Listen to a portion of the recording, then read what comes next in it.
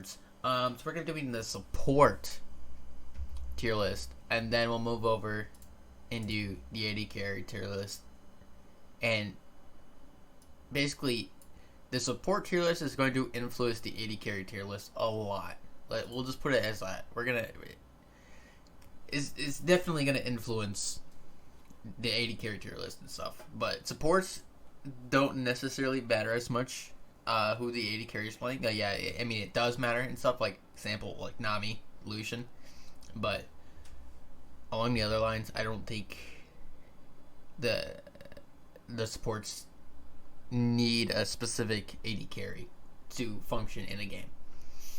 But that being said and stuff, our opinions aren't true 100%, but this is our opinion and what we think. Our opinions are absolute factual correct. On this show, you will hear the proper opinions, and if you disagree, you do not understand League of Legends. Trademark it. Trademark it. Trademark it. Alright, we got Ahri first up. Yeah, so, my opinion with the Ahri is, my initial thought is average Joe. My initial thought is average Joe. Mainly because she's so charm reliant to get stuff started. If she gets grappled by any of these melee supports, she's gonna have a bad time. And she struggles to get herself out pre-6. And I don't think she has much going on, if she's going to be in the playable category at all. Yeah, I mean, in my opinion, is like Ahri is like if you're facing a bot lane that is going to not play behind the minions, Ahri is such a really good viable pick because of the charm.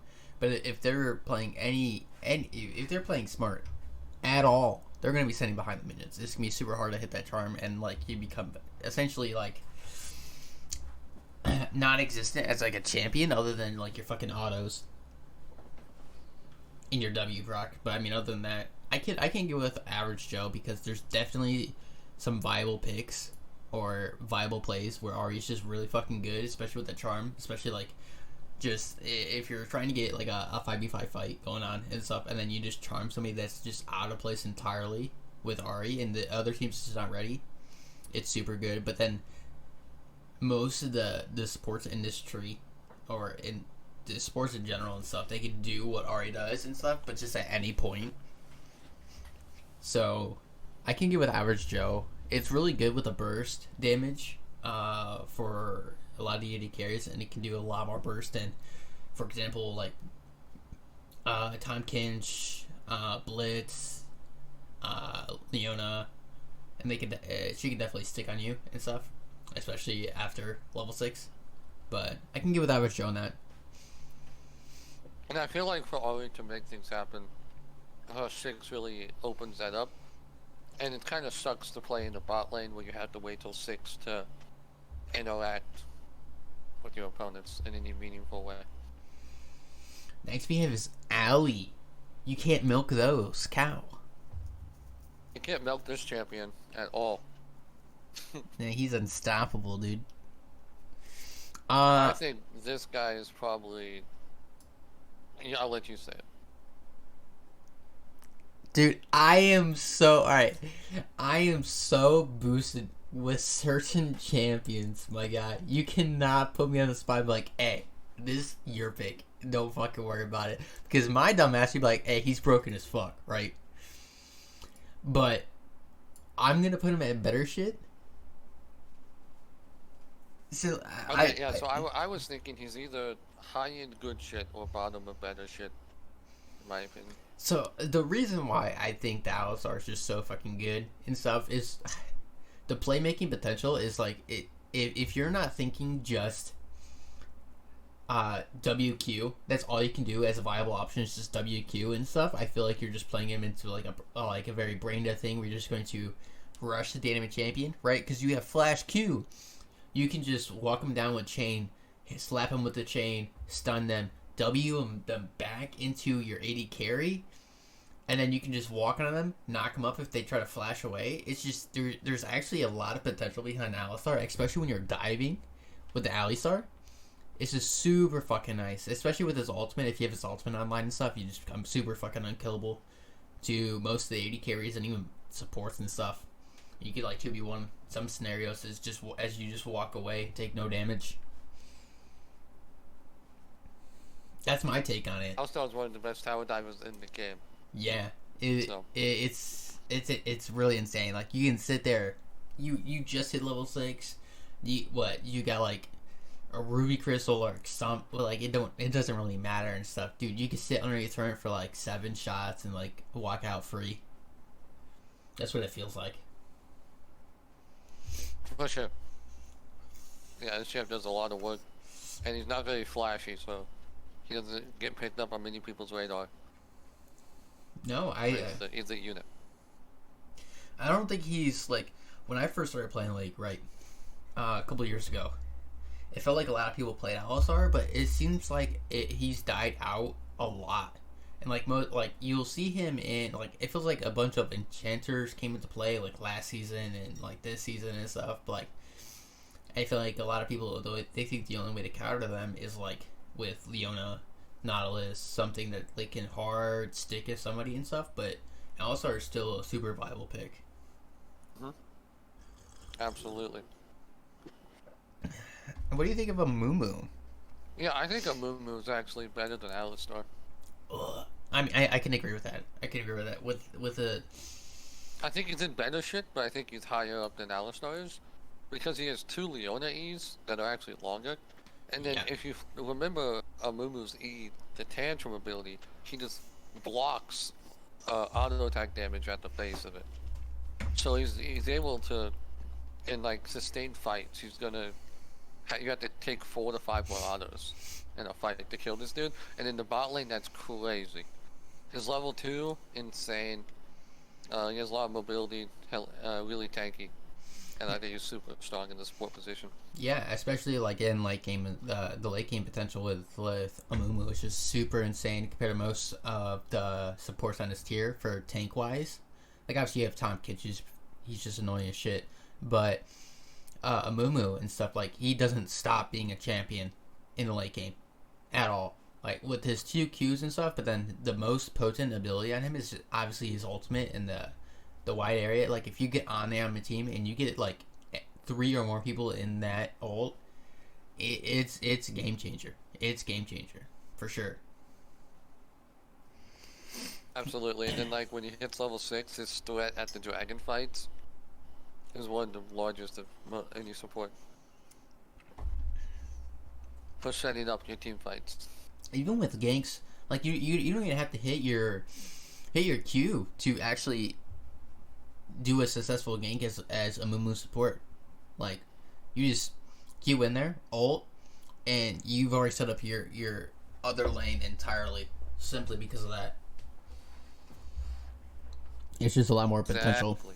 And there's just a lot of potential, especially like He's a playmaking machine. yeah, because like he can hook onto like what the only other champion that can actually do that would probably have to be Nautilus and stuff. But even if like they can actually flash away and still get away with even with Nautilus ult because it's so slow, but Amumu's just like instant. I don't like this as a support for the next one, but what do you think of Annie? I don't like it as a support that much either. It's like Ori. It's like don't play this or Ori level. The fact that she can shield her teammates pretty cool. And her in-fight capability is okay, but I don't think you get much done, especially if she's outranged by most people.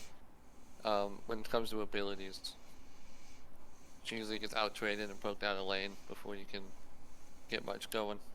Yeah, and I feel like if you're playing any support and stuff, you should be aiming to steal the kills like Lux because you need items to actually be viable in the bot lane to help carry the AD carry. Other than that, you just become a stun bot, and it's not what you want as a support. You don't want a stun bot as a support.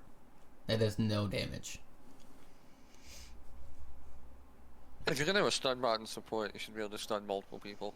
Yeah. From longer distances too. And then we have Senna. So I think Senna is really good at the moment. As like, even though like her pairing, like you can pair with a bunch of different stuff. the champion itself just hits like late game potential quicker than you'd ever think. Like 20 minutes, she's outranging most AD carries. She does so much damage on 2 items. She's really good at low economy. And then like her lane phase, you can play it more passive and play it back, and you're okay with that. Actually, speaking of Senna, what item does she go right now? Mythic Quest with the new items. You know? Do I know off the top of my head? Yeah. My star is Infinity Edge. It could. She could also still go Eclipse, and Eclipse does a lot of work. Yeah, I'm probably still gonna put. Honestly, I can go Broken Tier, but I would go Broken Tier if this was a. Well, we could go Broken Tier. we could go Broken Tier because This it's simply champion's insane. the late She game. actually, I'm looking up right now. She goes. She can go Umbral into Eclipse, or she'll take Ghostblade into Rapid Fire. Both are good. Both are really good, and Yeah. she pumps numbers. She's the pseudo carry for your team. You also your high damage numbers. Yeah, it don't matter who the 80 carry is. She will eventually outpace the 80 carry on her team, which is good. And then I mean, like, it.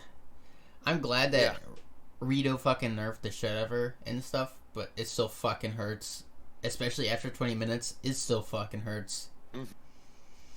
But.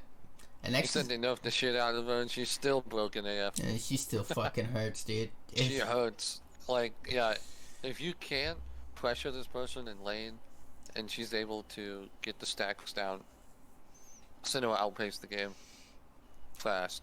Yeah, I mean, the only thing it's hard to deal with her. that Senna can't deal with and stuff is, like, if she has no front line in front of her, either be jungle or top lane and stuff, it becomes really hard to play Senna, which would bring it down a lot, especially like if everybody's fucking squishy as shit and they have a bunch of dive champions.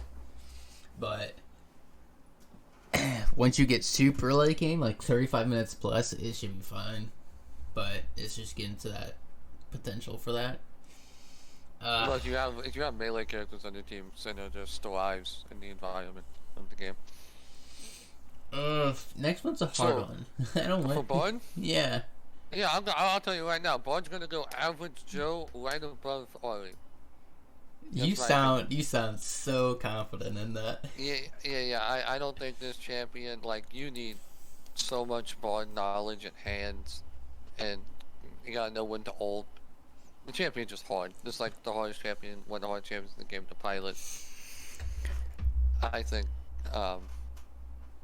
yeah, and we're talking about the overall range of players. If you're not Diamond Plus, don't even look at touching Bard. You get to understand so much about the game, and I don't know. Yeah, the lane phase is weak. Dude, you ever seen like TikToks or like YouTube shorts, like even like the YouTube videos where like it's like the top best player is or something like that, and you have like a Bard in there, and he's just like running circles around the enemy team. That's what I think of Bard. And then like whenever like I think he's like the most outplayed fucking champion in like support tree, right? And then you get him in your game, and it doesn't work. It doesn't work at all. Like even me when I try to play him, it's like how the fuck, how do they do this? Yeah. It's like I'm a fucking smooth brain, dude. Bard's only for the high IQ. The better your teammates are, the better Bard will be. But if you have bad teammates, Bard doesn't do anything. Yeah, Bard's kind of shit. Alright, I'm gonna. What do you think on Blitzcrank? I'm gonna take a realistic take on the champion. Realistic take? Here. That's what I think. No, not higher, not lower. It's pretty explanatory. Hook champion. Longest hook in the game. But a hook champion. It's also the only hook champion that can hook you through walls. Which is yeah. crazy. Oh, yeah. Yeah. He may go higher just because of that. But I also think, like, wall hook skill, Blitzcrank hook is probably the best. It is the best, actually. For what it does. For what it does, it's the best. And I can argue a couple of things on which hook I like the best, but It's the best at what it does, and it's the only one at what it does. Yeah. And Blitzcrank is the X factor in the game. He can be broken AF. One game you hook 8 out of 10 times, and you're just getting all these picks, fighting 4v5 fights all over the map, and you get your laner ahead. Or there's games you miss every single hook, and then he should be in the don't play this category. Or So he's very up and he's down. or you're on top of hooks, and then your dumbass hooks the Aatrox, who's 10-0 in the top lane, and you kill your entire team. I mean, either or, right? Either or. I'm game. Blitzcrank.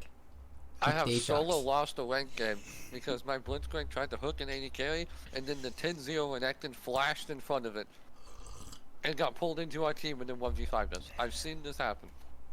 Dude, it's a risky champion. It's a risky champion. But some of the plays definitely make it worth it. Sometimes. It's fun. I like that champion. Sometimes. Then we have Brand. Honestly, I go higher tier Gucci with Brand just because of how fucking fun it is. Yeah, I think it's good shit. You have really good poke in the lane. You do just enough burst at most levels to swing the fights into your favor. Well, Yeah. other champions in the support position, they may need items of levels to swing the fight, like, yeah, into their favor. Your character doesn't and stuff. Yeah. As we like to say, he's basically a walking fucking time bomb.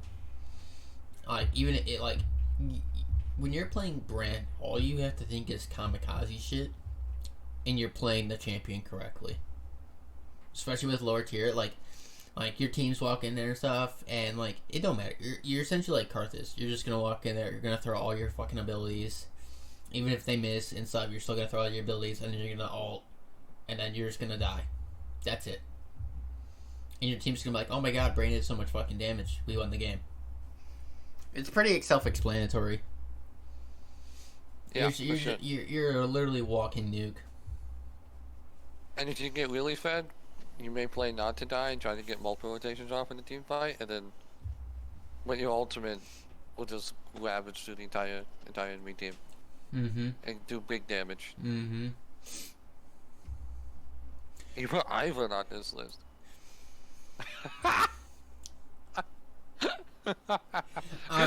Good spot. Alright, so this is the only meme person on this list. Alright.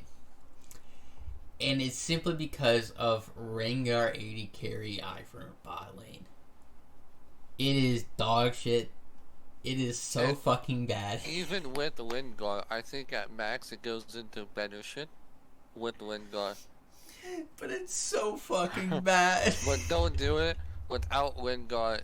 No, none of your maybe with the Ivan rework and the W gives your allied champions the enhanced auto damage. Maybe there's merit now. Maybe there's actually someone you can put it in like average Joe at the highest.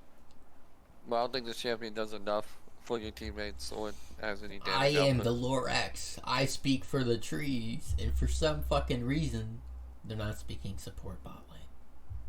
For some reason, Ivan's on this team. Some Forget fucking it. reason. And then we have Big Boy Rob. So I think Braum is not pickable every game, which No. I feel like does hurt him. It's very situational. I think he is very good if you're playing into melee carries and dive characters. Or As a Kaylin. support. Yeah, and if your team like has to go in at them, Braum needs to be more creative with how he plays, Yeah. and it's a lot harder for him to play. And if your team's playing poke, you're just so sad because you want to be in the thick of the fight at the Vanguard and Mhm. studying as many people as possible to make all that space. But so there's like too many comps I think for the champion to be picked every game. In the team comps that he is picked against, I think he's very good. I think he might be in the better shit if he's picked into, maybe the Jax or other mate like Yasuo trying to run into his mouth. I think he just bottom tier good shit. Yep. As a champion, yeah. It's super team dependent / even enemy team dependent. on everything. Especially, it's basically a good counter pick to a lot of things. But yeah, as you said, I mean, you kind of explained it very, very easily and right, kind of to the point and stuff. But I think that there are better options and stuff when it even comes to Braum. Like if you need a tank, and like it's counter engage, I think Braum's probably the better option out of a lot of the things. But at the same time, if you don't have a team that can play with Braum or Braum can't play with them, you might as well go something like Seraphine. And it functions the same way. It's just going to be an enchanter. But Yeah. and we're going to do that. And So I like your pick with the Twitch. I do, because this champion is so hard anyway to play him in the bot lane position anyway. River Twitch. And then if you're gonna play him support Twitch, one, you're gonna have to try and psychopathically pop up on your laners 2v2 and force all these fights and kind of flip the lane through the boxing 2v2 style. Or two, you're just gonna roam the whole game, gank mid level 1, try and gank top level 2, and do some combination of stuff like that. And then that one hurts your AD carry a lot. He has the 1v2. And I think the risk versus reward on this champion is so high on both ends. It may just not even be worth it. And it's not a traditional support in how you play it. I just don't like it. Yeah, I said I didn't like it. And then the more the higher level people who understand the game and Twitch and how the game functions, they do a lot better with the champion. Well, if you're under plat, I wouldn't even think about trying Twitch support at all. And most of the time when you play Twitch support, your bot lane's gonna lose because you're 1v2 down there and you're trying to win the map. Yeah, I mean, if I'm playing fucking bot lane, right? I'm not gonna say who I was playing because it don't fucking matter. And if I have a fucking Twitch support who's just roaming the map, not even playing in my lane, and I'm playing against a Caitlyn and Rel, I'm gonna be pissed. You're on a bad time. I'm going to be severely pissed. Don't play it. It's not worth it. In my opinion, well, alright, so in my opinion, Twitch as a support is not worth it because there's so much thought process that goes into it when you can simply just AFK support, even with Senna and stuff, and still be more viable to the team than Twitch ever will be.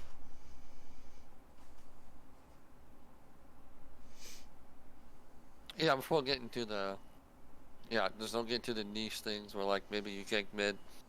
Oh, and shuts get down flash level 1. Yeah, and shuts down a milliner and stuff like that. But then at the same time, there's a potential of you just being shut out of the fucking game for existence. And yeah. with where the stage at this point right now in this game, in this patch and stuff, where AD carries are just so fucking good, it's kind of dumb. I agree. Yeah.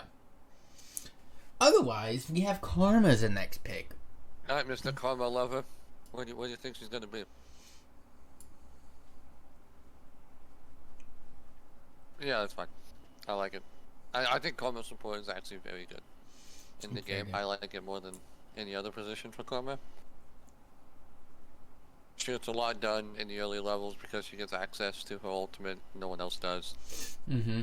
And then in the mid game, at support Karma, you're never gonna ulti Q because you have 0 AP. You're gonna ulti shield, and your whole team's gonna get 3 separate buffs with your shield, and you're gonna get a lot of value from the support position. Yeah, and she's really good at winning lane, and I think winning lane is really good on this patch. Yeah. You want your AD carry to be ahead. You want to stack the dragons. When you do bot lanes, very good on the patch. And I think that if you have Karma as support and stuff, and you don't roam, right? The other support roams, or the back timers are off, whatever it is, and the other AD carries in lane without his support. All right, Karma is so good at pushing the other AD carry out of lane and not for basically for free, and she can run down the other AD carry for free. All right. And basically keep her off the wave, and then even make a play on her, because her brute is just so fucking versatile. Especially if you just run at her shield and then W for the root, you can just run at her. There's no consequence. You don't need anything that can Mhm. break it other than you running away, right? It's super free and super easy to use because it's a lock-on ability. But Yes. yeah, so, I mean, like it's Karma support is not hard to play at all and stuff. It's very simple in my brain, I should say, but it's super good, super viable. But When we're grouping for team fights and I see a Karma ulti Q, I'm upset. you better fucking believe it, bitch. But if we're all grouped and she's using her ultimate shield to give us all the movement speed and the extra damage and cooldown reduction, I think it's so much value inside the game. And that's all you have to do is to ulti shield your whole team Mm-hmm. and then lock down the guy trying to dive into your team. It's Yeah, pretty good. and you can even play it as like someone as a tank and stuff, and try to block them from coming into a zone and stuff. You don't even have to like ulti Q. You can just Q, and you just kind of run away with your W active and stuff on the first person who's there, who's trying to get entry frag, and you should be good. You slow them down and stuff, which is the only point that you should have right now is basically slow them down, and then you save your ulti and shield and stuff, and you just play with the team at that point, and then it's back up. You just go and do the same exact thing, poke, root, and then repeat. But Exactly. next we have a Janna. I don't like Janna. Yeah, you don't like Jenna. Currently Jenna is probably the most picked support in the game. Oh, Uh, I think it feels that way. uh, Now I think Janna, um, she's always been very good at what she does. She's like one of the best protect this person champions in the game. You're not touching my guy. I'm gonna knock you up with Q. I can slow you. I can shield him. And then if you actually get to touch him, I'm just gonna throw you 500 units away. And you're gonna have to try twice. So she's really good at what she does. And if the whole meta is protect my ADC, she probably does get a little bit better. But there is so much skill expression on this champion to use your Q to knock out the engage while it's coming, ulti certain people away at the right times, and having effective use of the ultimate healing. Well, I think she probably falls into good shit for the most average player base. I did run into a Grandmaster Jano recently who was smurfing on us with tornadoes. Well, my teammates, not me, of course. So I think there's a lot of skill expression in the champion itself. But I think for most players, you're not going to get the tornado timings down, throw them the right directions, use them on Q. You're not going to be much of a lane bully as you could be with your shield and W to walk on people. So you may not get as much value across the whole board, which is why I put her in good shit, in my opinion.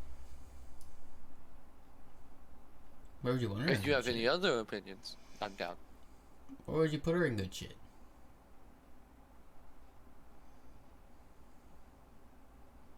Probably higher than Brand.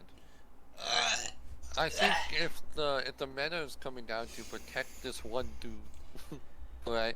Mm-hmm. Jenna is phenomenal at that. That's her whole design. No, I'll leave you to that decision. I don't like Jenna. I put her lower, but that's just me just hating the champion.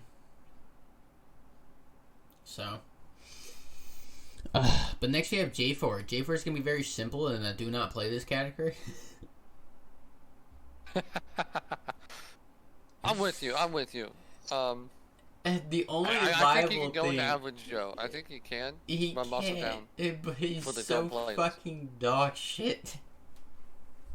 You get one shot on this dude to hit the crowd control, and then outside of that one shot, all you're giving your ally is that 10% attack speed buff on the flag, and then if you max it, it may go up to 30%. And it's so bad, dude. But like the flag's not doing much until your AD carry gets 2 to 3 items to really start stacking heavily when he buys those attack speed items.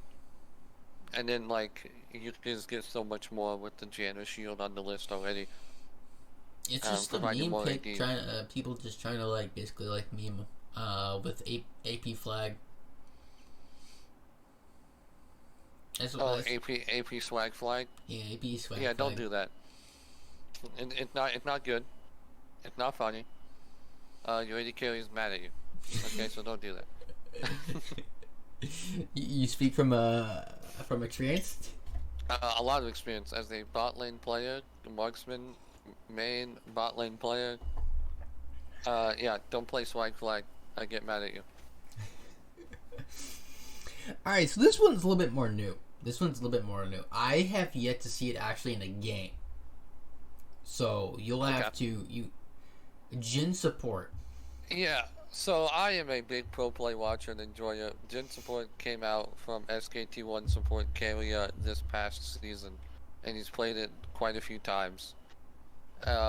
He uses the Jhin support to get a lot of trade value in the lane, and the pick is designed to win the lane, and you get the shove, and then you always have pressure, and then you use your WCC to snipe people or ultimate to set up targets before team fights.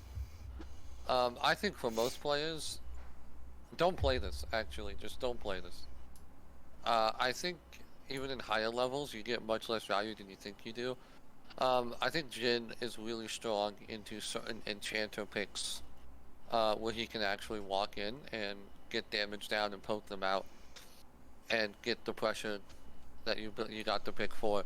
Well, if you play Jhin support into a tank support, you're going to have a bad time. You're never killing that guy. That guy's killing you for free. So I think for most cases, just don't play it.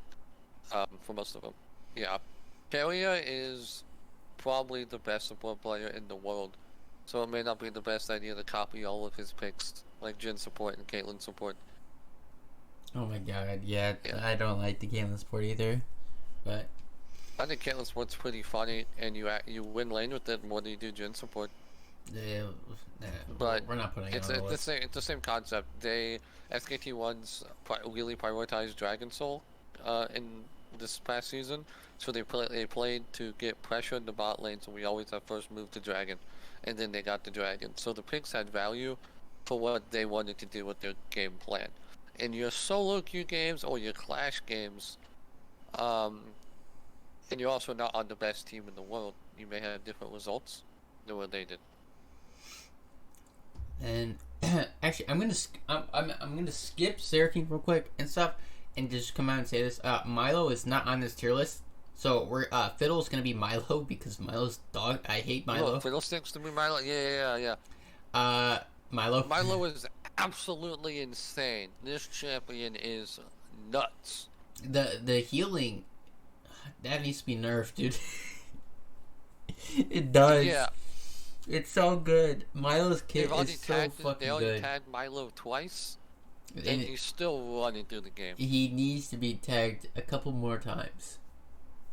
It's... Oh, it's Emilio. Milo, Milo is still really fucking good, though. Yes. I don't understand the actual stats behind it. So I think right now this champion's probably better Janna, which was really unfortunate for Janna. Yeah. The ultimate is team-wide QSS cleanse nonsense. So you can never play engaged champs into this champion if you're not going to target Emilio specifically. Yep. In lane, the shield applies his passive burn to his allies, that hurts. You play against the champion, you feel it, that hurts. I'm gonna go to his Q. His Q stops almost any engage because the way it's coded inside the game, it's like a hard knockback in place. The only thing that's not gonna stop is the only thing that's not gonna stop is things like that are unstoppable, like Vi. Yes, yeah, I won't stop those. But for most champions, like if Nautilus hooks this champion and he pre-buffs his Q, he actually spaces Nautilus so far away from him that Nautilus can't auto-attack after the hook. Yep. This champion is so crazy. And then talk about the W ability. People don't. They're all about the campfire. The shield that does really good auto attacks. No, the campfire. The W, the AOE healing circle that increases your auto attack range. Oh, I thought we were talking about the other ability that like. No, shields. I already talked about the shield. Oh, my brain's down. And the W is like the AD carry's dream. They love more auto attack range. And for some characters, it matters a lot more than others. But every AD carry does benefit from having that extra range. So he can just synergize with every AD carry off the jump in some way.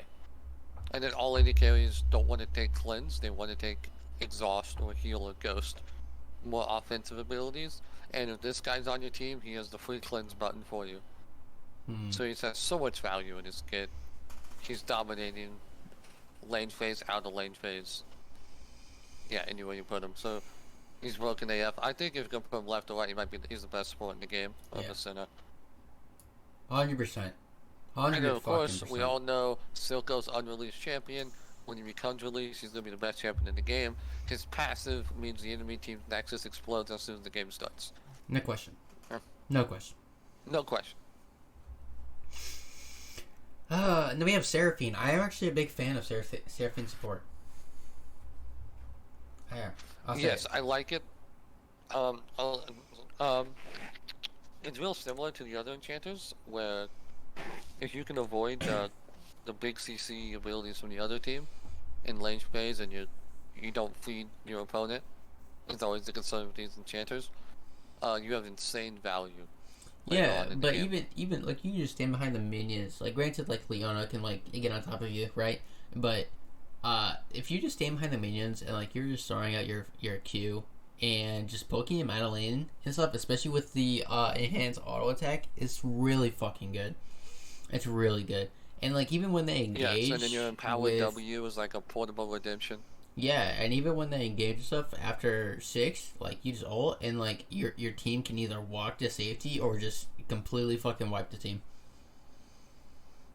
It's just really fucking good. I'm the only one who I think can compare on that level would have to be Renata, but we haven't gotten to her yet. Mm-hmm. Which I don't think Renata's on this list. Wait, yes she is. Yes she is. Yeah, she is. I would honestly put her above Amumu. I think she's similar, yeah, in that range. Yeah, she's in better shit, I think, for sure. She's really good right now. Especially, now that she doesn't have to build Imperial Mandate first. Like, you can go a different mythic item and then still go Imperial Mandate and it still be viable. Like, it's really fucking good. Liandry's Imperial Mandate kind of fucking smacks.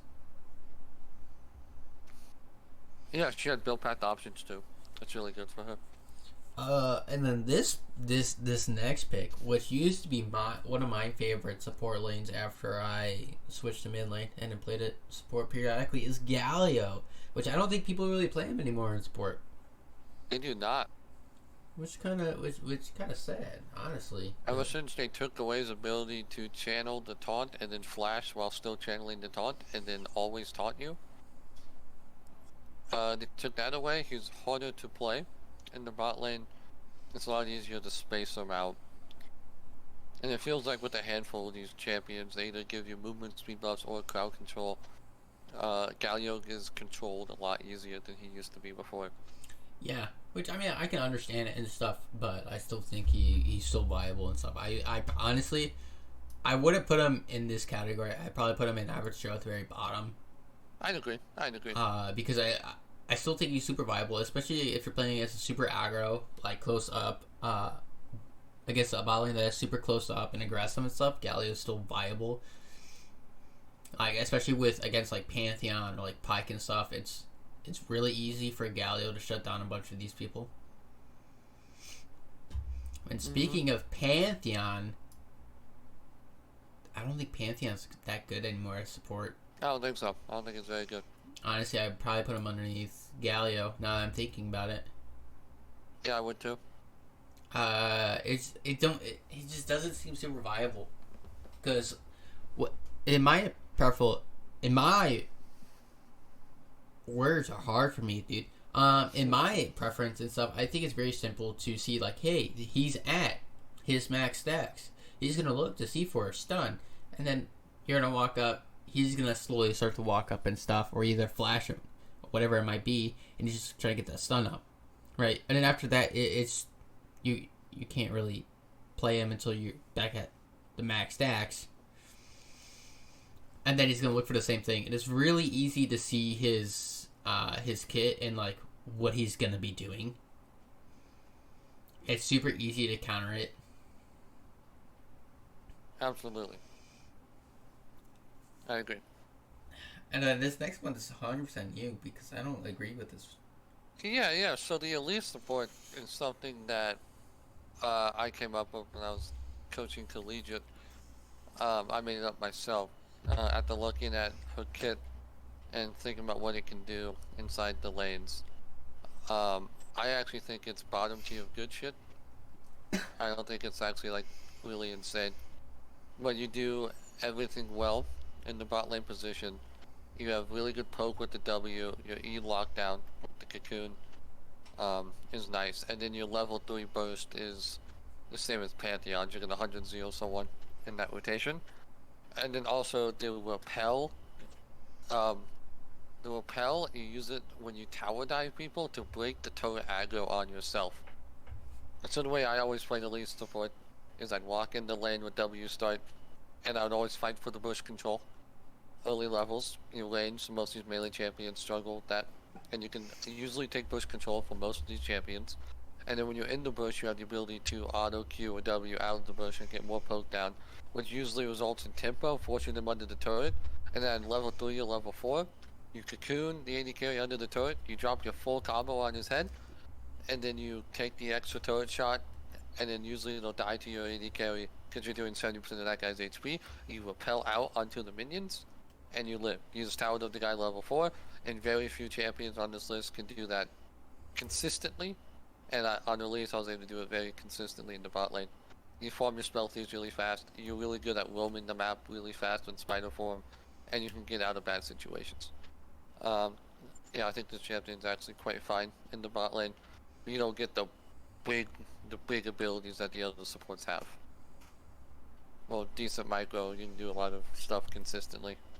And I think she becomes one of the better tower diving supports inside the game. With the repel ability. Hmm.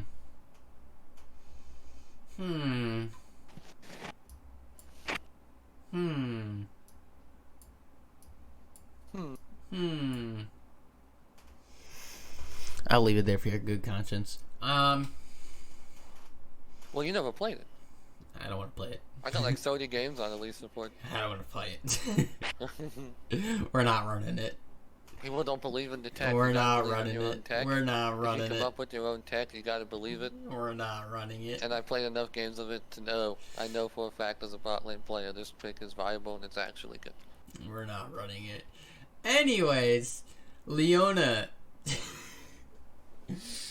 Leona is, I think, on a very similar tier as Amumu. Just worse. I can, she does, Amumu, her and Amumu do almost the exact same thing, right? But she's just worse. It's a very simple way to put it. I think the only good thing about her in stuff versus Amumu is that her E goes through minions and it hits whatever is last. Champion-wise, who's ever at the end, which is really good to stick on to somebody who's trying to get away. But they do the exact same thing. That and her ult is a little bit. It's harder to hit, but if the enemy is farther away, it's really good. Yes. Yeah, this champion has all kinds of playmaking potential. She's like unkillable. Especially if she has Aftershock up. She's unkillable. She'll out-scrap a lot of people in the 2v2. She'll solo kill your AD carry the whole game. Until that guy gets like 2 to 3 items. Yeah, I think she's very good. And then while we're at it, we might as well just do Nautilus at the exact same time because they all function in a very similar way. But honestly, I'd probably put Nautilus right here. Yeah, I can see it. I think a lot of people are going to value its hook. How it lands a lot of the time as big value. And it's really annoying to play into. And he has good playmaking potential, the ultimate to lock down that one guy who's really hard to catch. Or the main carry. Yeah. The only thing that I feel like that's actually guaranteed is his auto. and then his ult. Which I think Leona's, her abilities come up faster. That's the only reason why I would put her higher on the list versus Nautilus. It's easier to miss stuff with Leona, obviously, besides Nautilus Q. But I think Leona's more well-rounded versus Nautilus. Then we have Pyke, which Pyke I'm actually just gonna put in average Joe. You think Pyke's an average Joe? Yeah. Okay. Yeah. I can see. Yeah. Yeah. I think that people get in their heads that he's just really fucking good because of the fact that he can assassinate somebody. But in all honesty, they took away Prowler's Claw. Let's just put that right there. They took away Prowler's Claw. So the only mythic he can really go is Ghostblade now, which only gives movement speed. So you can't for sure hit your stun anymore, and his hook is kind of fucking dog shit. It's hard to hit. It's hard to hit because you have to channel it, and then secondly, it doesn't hook them far enough to you. So one, you have to hook them and then stun them, but you have to be on top of them to hook them over you. Yeah. To the stun, and if you're not on top of you to then get the hook, you're basically throwing yourself into the enemy, which is still really bad. Yeah. So, I mean, other than that, like, his W is really good, and obviously his ult's really good with the reset. But that's kind of where it ends. Obviously, there's gonna be good players who can know how to play Pyke, probably better than I and stuff. But I think with the removal of Prowler's Claw, he's gotten a lot worse. I think he got it made it harder to play and a skill for it. I do think the really good Pyke players don't need this Claw to get the champion to function really well. No, I just want His Prowler's overall Claw back. kit's very nice. I think this whole kit kind of synergizes well together. He needs to be close to you, so he has to go invisible, for one. And his biggest threat is that surprise factor. When you know he's invisible because he got the indicator, but you're like, where's he gonna pop up? It's kind of like Twitch. Where's this guy gonna pop up at? Yeah. But outside the surprise factor, like when you're standing in the river looking at this guy, he's way less threat to you than the Blitzcrank or Nautilus ever will be. And then when he gets those chain kills with his ultimate, it's really cool that he prints money, but he didn't do that himself anymore. He used to be able to assassinate people and give teammates gold because he did so much more damage. Mm-hmm. But yeah, now like you execute people, but like usually it's not your champion that did that for yourself. Yeah. You're thriving off other people's success. Which I like. I like when we put him. It's really hard to play this guy in most cases, and most of the time, even with the best of Pyke players, there are still games where they don't get much done because of the nature of the champion. Mm-hmm. It's very high risk, high reward. Yeah, I understand. Yeah, I mean, I wouldn't put him higher unless the person who is playing him one tricks him. But yes, yeah, like there's pro players who are known for how good their Pyke is, and in those games, there's still like better shit. Like the Pyke's getting stuff done, but the other support is also getting stuff done on some other champion. mm-hmm. But they're able to make Pyke more useful because they're much better at the game and at the champion. But for the average player base across all the ranks, he's gonna be average Joe in 3/4 of the games. Yeah. And then we have Sona. I think Sona's really hard to hit. I don't know when they did it, but they kind of buffed her like auto range and her abilities and stuff, like 2 seasons ago. But I'd probably still put her in higher average Joe.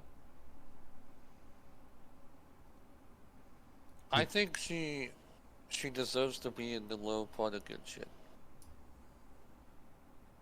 Because if you, that's okay. She'll be over at least be at the bottom tier of good shit. That's fine.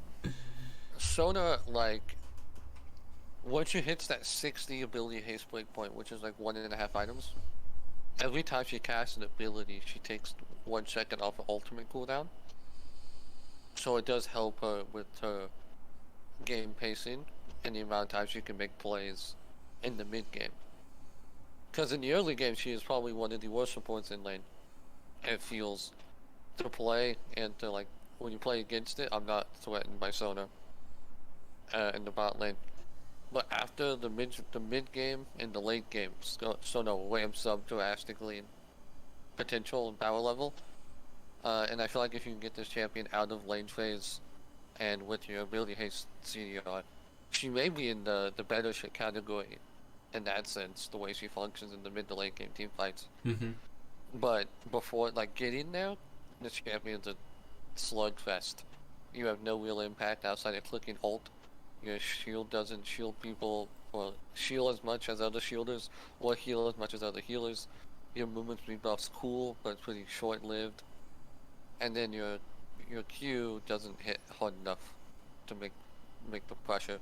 The best part about it, kid, is probably that her W has built-in exhaust, but that takes game knowledge and Sona repetitions to use often.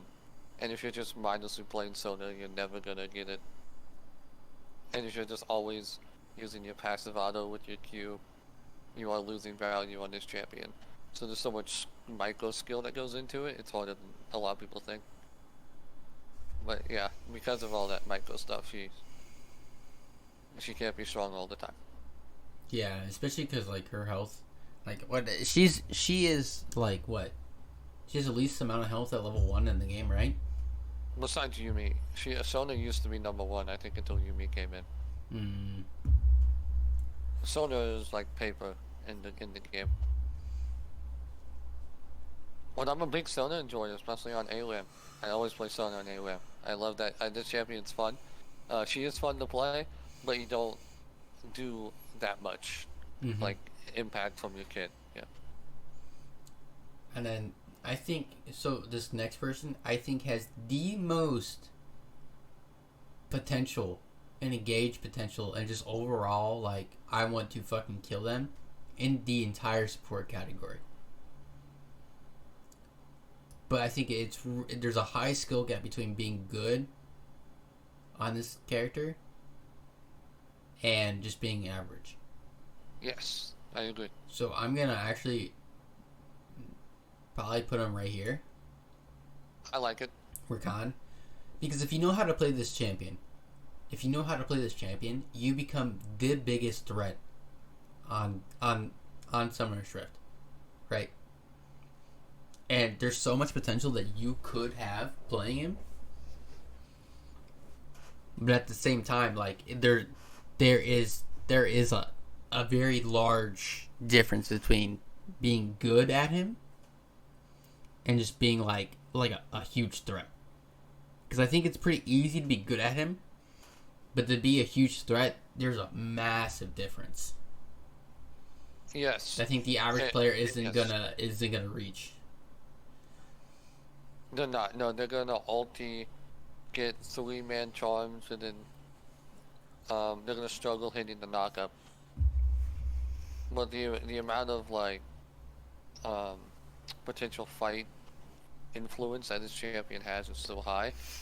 If you can always get the ultimate down on the damage dealers that matter and then knock them up afterwards, and then you can fly back into your team. I think the best Rakans know how to fish. Mm-hmm. They know how to jump in with W and get back out quickly. Really consistently, not take much harass doing it, and always be a mobile threat. Well, I think most people are going to be a little bit slower paced on what they do, and when they ult, the other team's going to see that you ulted, and they're going to be trying to play around that.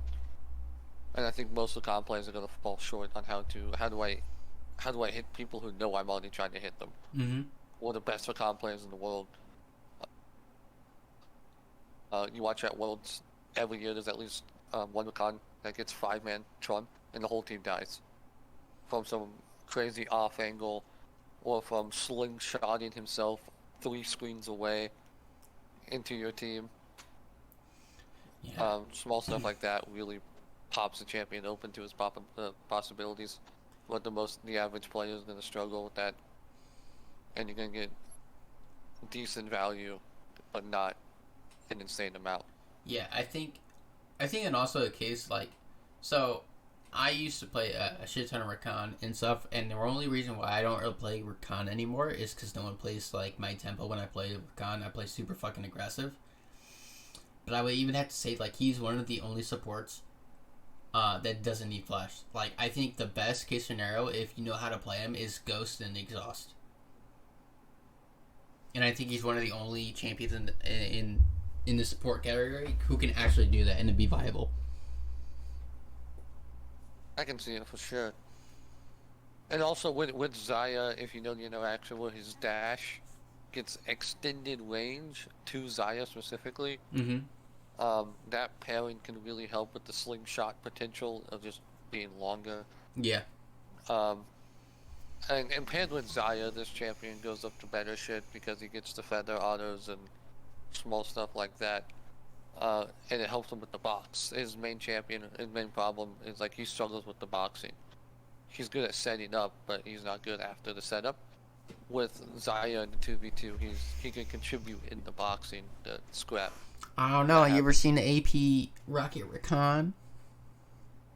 Yeah, if you rocket or a con, you go in there, you hit every ability on 2 people, maybe kill one of them. And then no, you only half health them. You only half health them until you have 6 items. True. It's funny. It's funny. It's a good meme. It's a good meme. Next we have is Rel, which I think she's doing better in the most recent patches, but I think So also there was a new patch that came out between this video and the last video, and on this patch, Rel did get the mini rework. And I think it's not better shit. It might be good shit. It could still be average Joe too. It still has similar problems, but it's a lot nicer to play. We're gonna go off last patch, and we're gonna put her right here. Okay. Even with the changes, I don't think she's taking over games as a tank support like other tank supports can do. Mm-hmm. She's alright. I think she's decent. In theory, she should be really fucking good. In theory, she should be really fucking good. But for some fucking reason, she is so fucking trash right now. So she's a champion that relies on getting in there. She wants to suck all people in with her ultimate and get that nice 5-man and really pull the whole team together. But she doesn't have a movement speed buff in her kit. She has a dash that has a cast has like a whole animation that goes with it. So it's not like a Lucian dash where it's instant. You can't just like surprise jump on someone. So because of those things, she does lack the ability to get in there. It's like the old League of Legends champion style, where there wasn't a lot of mobility going on.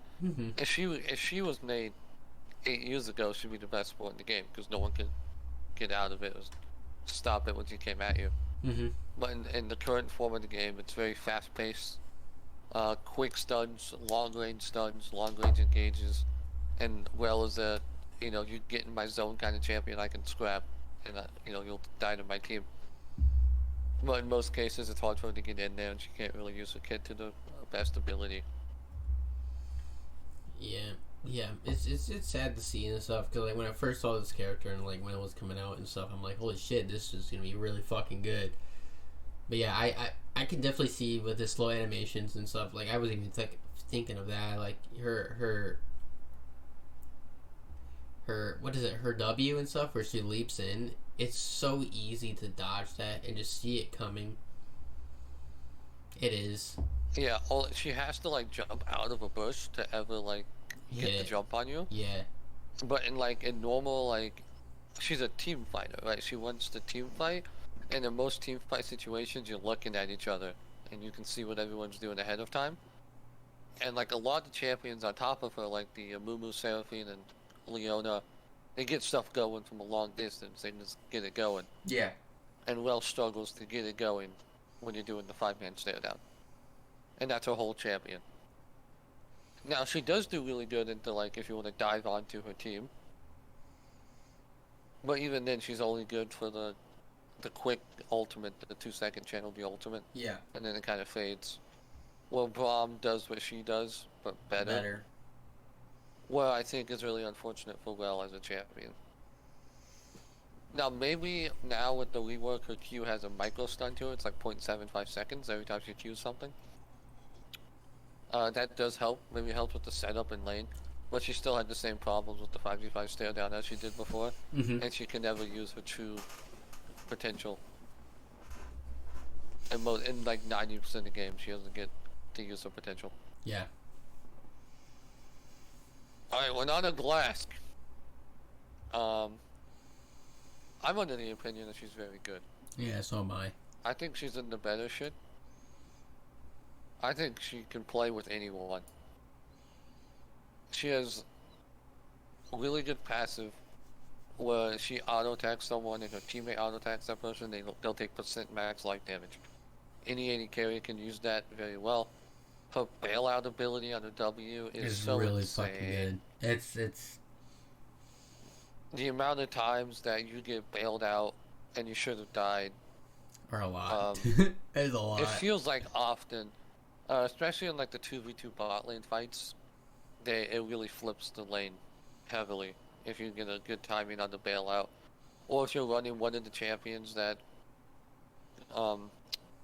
relies off execute. So like you're playing with the Viego. Viego loves Renata.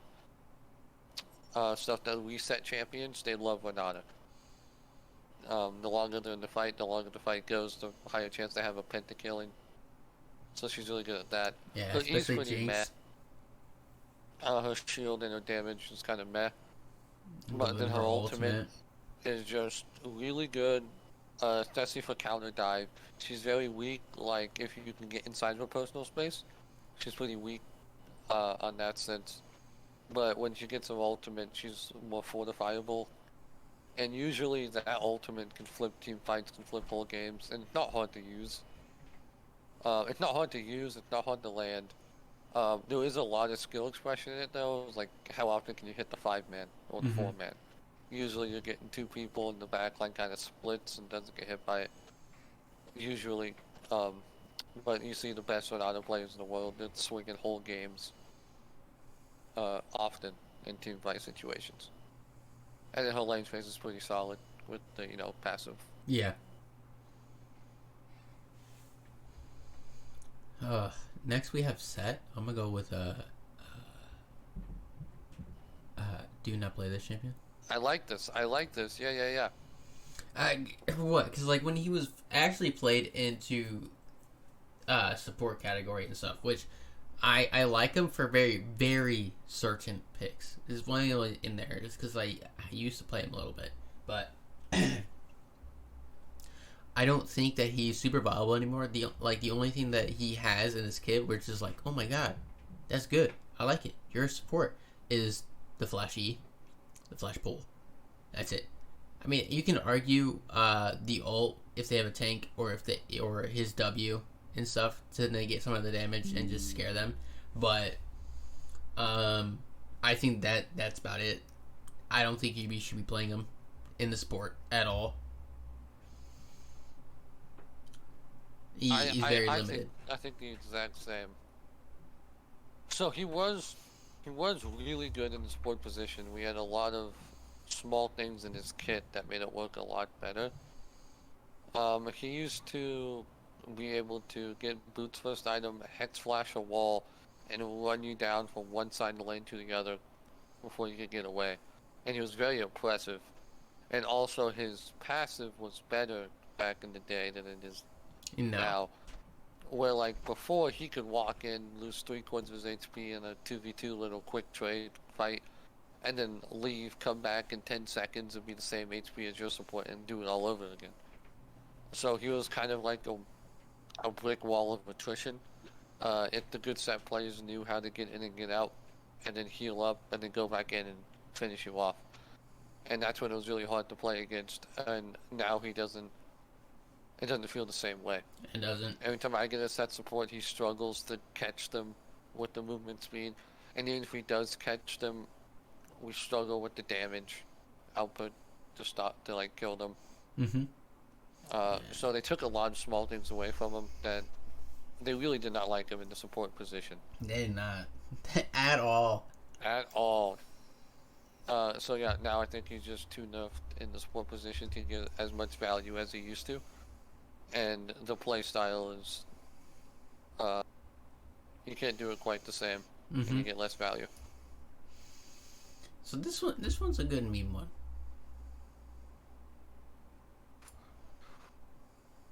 I agree with you. I think Shaco is a dope play this champion in in the support position, Yeah. and I think it's very funny when you play it. When you play the Shaco support and you like are jumping around the lane, hitting shivs and like boxing up the bushes and trying to deny zones of control, Yeah. it feels very fun. To be your AD carry with the Shaco support, You hate your you fucking life. hate your life. Yeah. It feels bad to play with, and then when you play against it, you just accept, okay, I don't walk into a bush, I'm gonna play in the That's it. lane, and then he's much worse of a champion, Yeah. for You know one. where his boxes are gonna be. That's the only issue. It's like, what is he gonna hide one on the side going up the river and stuff? Yes. Is he gonna put one in the bush? Yes. Is he gonna put one in the lane? No. Okay. So don't walk there. So now we're just walking in the middle of the lane and stuff, and then the AD carry can't do anything. The only thing he can do is just fucking shiv you and walk away. So Right. what's the point? What's the point, really? If you're not walking into every bush continuously and eating your HP bar to get the bush control from him, Mm-hmm. he can't play the game. He can't. He's gonna have to like start deceiving next to you and trying to box on top of you Mm-hmm. to force the all-in fights. And that's it. And he's just really bad at forcing the all-in fights without items and without 6. Maybe at 6 you can do more all-in fighting. Um, but it still sucks because you have no items, you don't deal any damage. And you can't support your AD carry in any way outside of like zones of control. And if the other team buys a sweeper, you just lost your bush control. Yep. Now you're just under your turret because you can't control the wave state. You can't contest any dragons because they bought a sweeper. Because they're not walking into your boxes for Or free. even a control ward at this point. Like, you just put a control ward on your side and stuff, and then you get a sweeper their side, and you're fine. Like, he can't do anything. Right. And a lot of the things with the supports is that they assist with wave management. And you can assist in wave management. One is poke. If the other guys can't walk up and get the CS for free, they're decentivized to match your tempo on the wave or stop your pushes heavy. Yeah. Another one's like engage. You just threaten the engage if they try and stop you from managing the wave the way you want to. And Shaka has none of these things that help the AD carry on the wave management side in the first place. And if you lose the wave management portion of the lane phase, you're probably losing the dragons in the early game too. Yep. And feels really bad. Feels really bad. But when you're the Shaka player, you are just laughing hysterically because you're having fun. You're not gonna hit tab and see your AD carry is down 15 CS because you can't touch the minions, and you 0-0-0, but your AD carry is 0-2-0 because you couldn't actually fight 2v2. You're just getting wailed. But you're having fun. But don't play it. That's all that matters. If you like your LP, don't play this champion in the bot lane. Next we have is Shen. Shen's really hard. I wouldn't play. I wouldn't play. I wouldn't play it either. The only thing that you have in your kit is it's very similar to Set. Is Flash E. That's it. Yeah. And it's a line. It's not a big box and stuff that you can work with. It's just you have to go through them. That's it. No, I think the Flash E for Shen is so much better than the one from Set, because when you Flash E on Shen, you get the pullback from the sword, and then you deal big damage, and you force the other person's Flash. Yeah, Is but what you do. my thing is like it's harder to hit than Set. Set's is more forgiving. That's what I'm Yes, getting at. but when Set hits the Flash E, he can't follow up with much afterwards. No, he's just You gonna can't run him make him down, stay there. punch him, and then W, Yeah. and then walk away. But I think with Shen support, you don't get much done as the champion itself. Nope. It's even like if you Flash E through them and pull the sword through them, so now you're hitting them for 15% or something of the HP. It's a lot. You force the flash, but against good players, you're never taunting them again. Mm-hmm. And all you do is you sit next to your AD with the sword and just try to block autos while you hit some minions. And then it's also going to feel bad when you hit 6, then you ult top lane, and your AD gets dove because you just ulti top lane. So I think it just feels bad for this champion in the support position. Mm-hmm. Next is Soraka. This one's harder to put. In my opinion, it's harder to put. Like, obviously, Soraka's good. Like, I can put her in good shit and, like, I'd be satisfied. I agree. But it's annoying to play against, which I think is the hard part to put at it. I put her above Brand. Because the only thing that she brings to the table is her heals. I think it's easy to walk out of her silence, to walk out of the root. Yes. I think it's easy to dodge her little her Q that heals her. It's very simple. Her entire kit is very simple. The only thing that's going to be annoying is the heals. In which case, you can just buy an item. Morello, Executioners, like... And also, it's going to depend on who you play in the ADK position into Soraka. That's going to feel worse or not that bad for you with the Silent Circle. Yeah. Like, Soraka is very popular to play into Varus.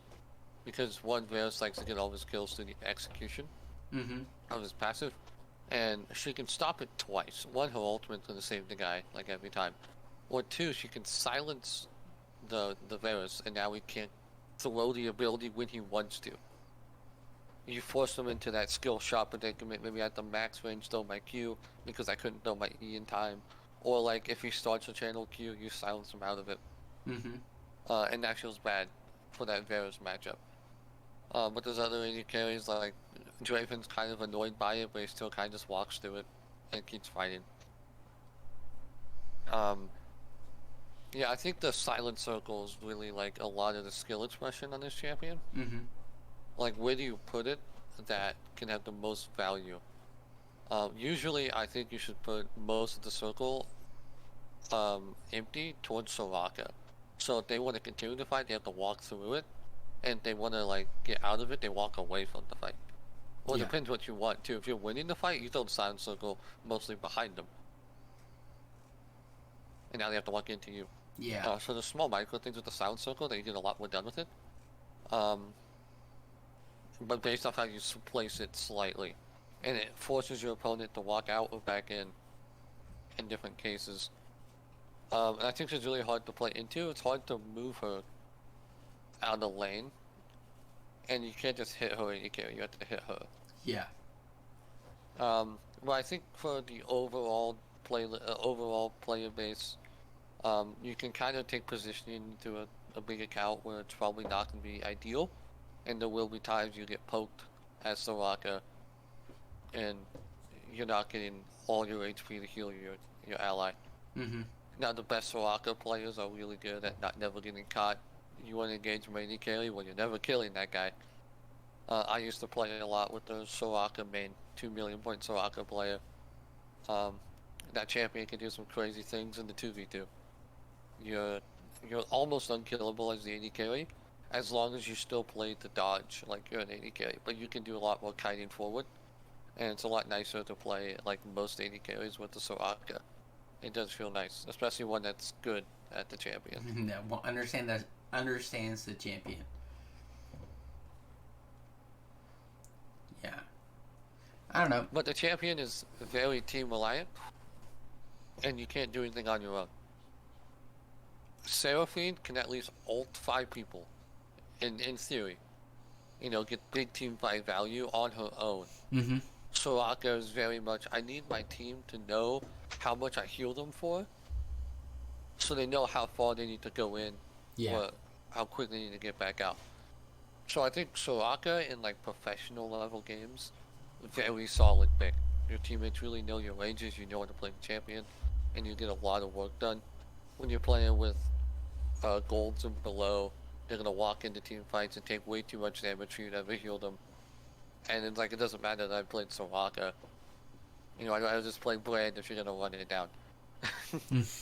And your AD carries aren't going to fight as long as they can, because Soraka heals them. Yeah. And they may not trust your champion, and that feels bad when you play Soraka. So that's why, like, I think she could be better shit, like, easily. Diamond Plus games, I think she's better shit. For overall, I think she can struggle. Yeah. And next I do like this champion, though. I really like this champion. I'm gonna do this. Tahm Kench, I think, as support, kind of sucks. I think if we're playing Feasting Senna, it's good. But other than that, it kind of sucks.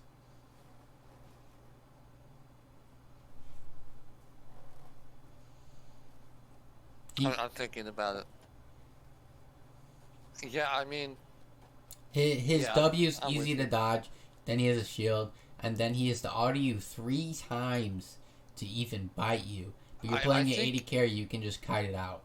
I think Tahm Kench feels really... It feels worse to play into as the marksman player. Because he will kill you as the marksman player. Tahm Kench will kill you. Oh, yeah. His passive is gross. His Q is... it's only good if you want approach velocity, and then he can run up and tag you multiple times and then eat you. When it comes solely to interacting with the AD carry, he's pretty good. If he's able to W you or have the ability to get on top of you without anyone stopping him. Usually in the 2v2, your supports can stop him, hold him off of you, and he's not able to lick you down. He's pretty good, actually, I think, in the 2v2 scrap, when he just licks the whole time. And yeah, if you're fighting on, like if you're actually fighting, like 2v2, like, you both have an engaged support and stuff, it's good. You'll probably win that. But in most case scenarios, and with the game state it has right now, I think all the other upper ones just kind of fucking shit on him. It can lock down his 80 carry before he can lock down your 80 carry. Yeah. Right? Did I word that right? I think so. I don't think I Yeah, did. especially with the 80 carry. So, like, the bot lane meta is going to rotate through what items are good and what 80 carries are good. Will also influence how good the support pairings are. And also a sense where, like, right now, 80 carries have really good items. You want to play through them. Enchanters got buffs on their items too. Enchanters feel really good to play already. And then with the bot lane pairings being what they are, the enchanters are like king at the moment. Mm-hmm.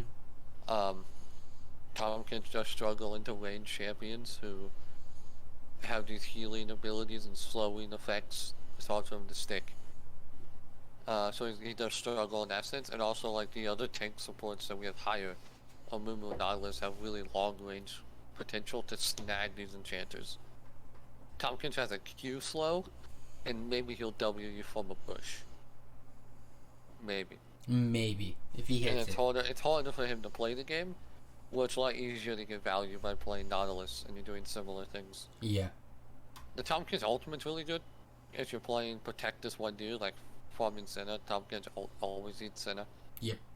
And he gets a lot more value in that lane specifically because he's really good in the 2v2 if he's face tanking all the damage and Senna heals him. Yep. It's a great combo. Tahm Kench on his own, he struggles greatly. And he doesn't pair with much AD carries, like they don't get much bonus from playing with the Tahm Kench compared to a Nautilus. They'd rather play with Nautilus most of the time. Yep. Next we have is Yuumi. The cat! The cat. Book cat. AFK simulator.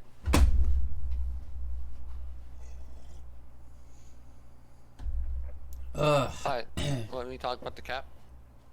I mean, the cat's really good right now. The cat's really good right now, I think. I think they changed a lot of her kit around. Obviously, like with E, it no longer heals, but the heal is based on the ult, which is, I think, better for lane state. Honestly, for both ways, I think the game becomes a lot better to play with that healing removed. And with her, in general, I think it's better for her so she actually has a lot more mana to play along with and stay in lane longer. Same with her Q. Yes. Granted, a lot of people like doing the little fucking swirlies with the mouse when playing with the old Q, but I It think the feels so new much nicer to Q. play against this champion than it did before. Yep, I think the new Q actually is nicer. So if you're on top of the target, as soon as it hits like the halfway point, it just basically fucking rockets ahead, and it guarantees the fact you're gonna hit them if you're actually aiming at them.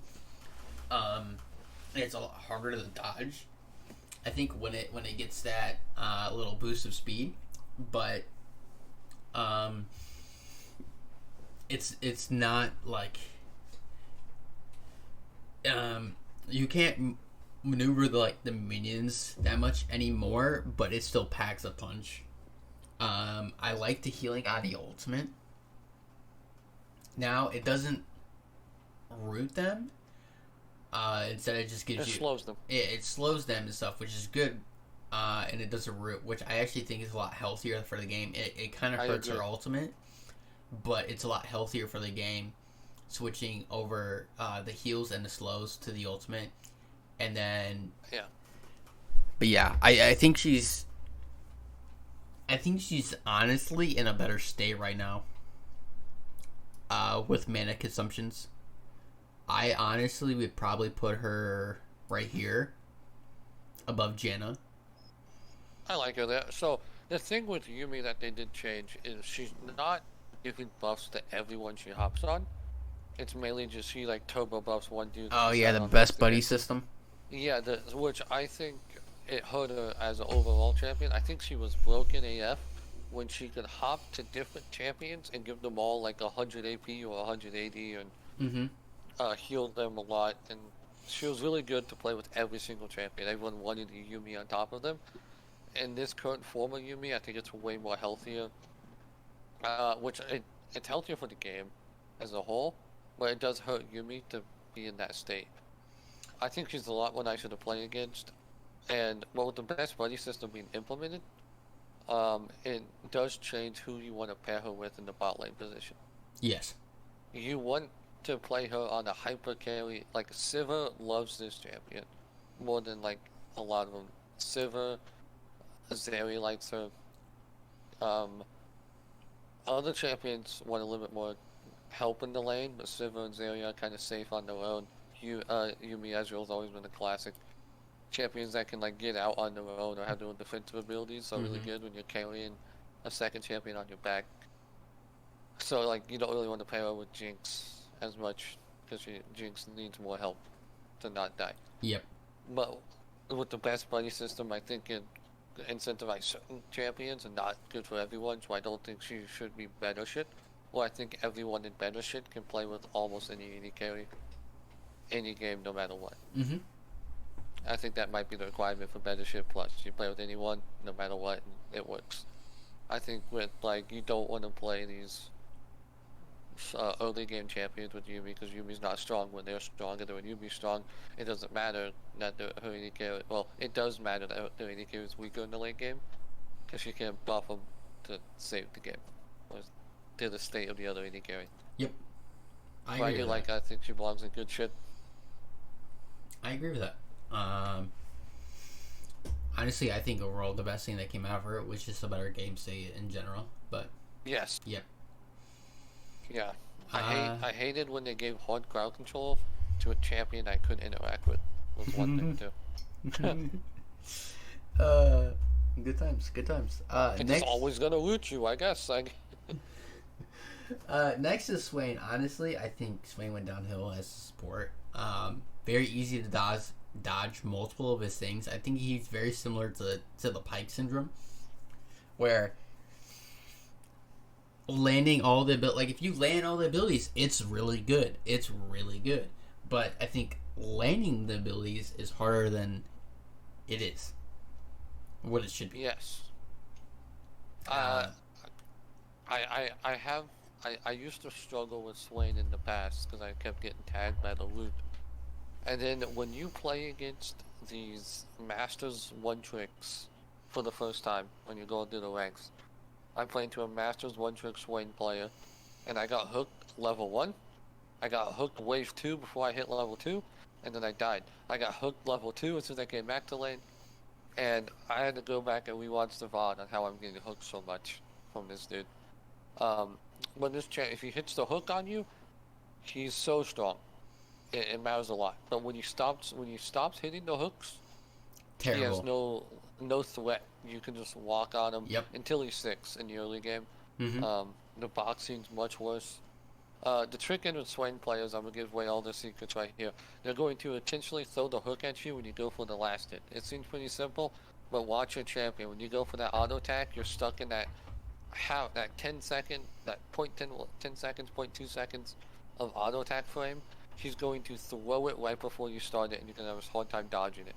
Yep. So you have to be very aware of where Swain is at when you go for every auto attack, every last hit, Mm-hmm. and be very aware of it. And if he's going to hook you and it's a bad matchup, just drop the melee minion, drop the range minion. Don't even go for it, because it's so much better that you save your flash, or you don't give them 300 gold, just because you wanted that 14 gold so bad. Yep. Always be aware of what he's doing. Be looking to pull it out and dodge it. But if he doesn't have that ability, it's much weaker. It's kind of like Blitzcrank, except Blitzcrank still punches you in the air and then runs away really fast. So it's like, he has options if he misses his, so Swain has no options. Yeah.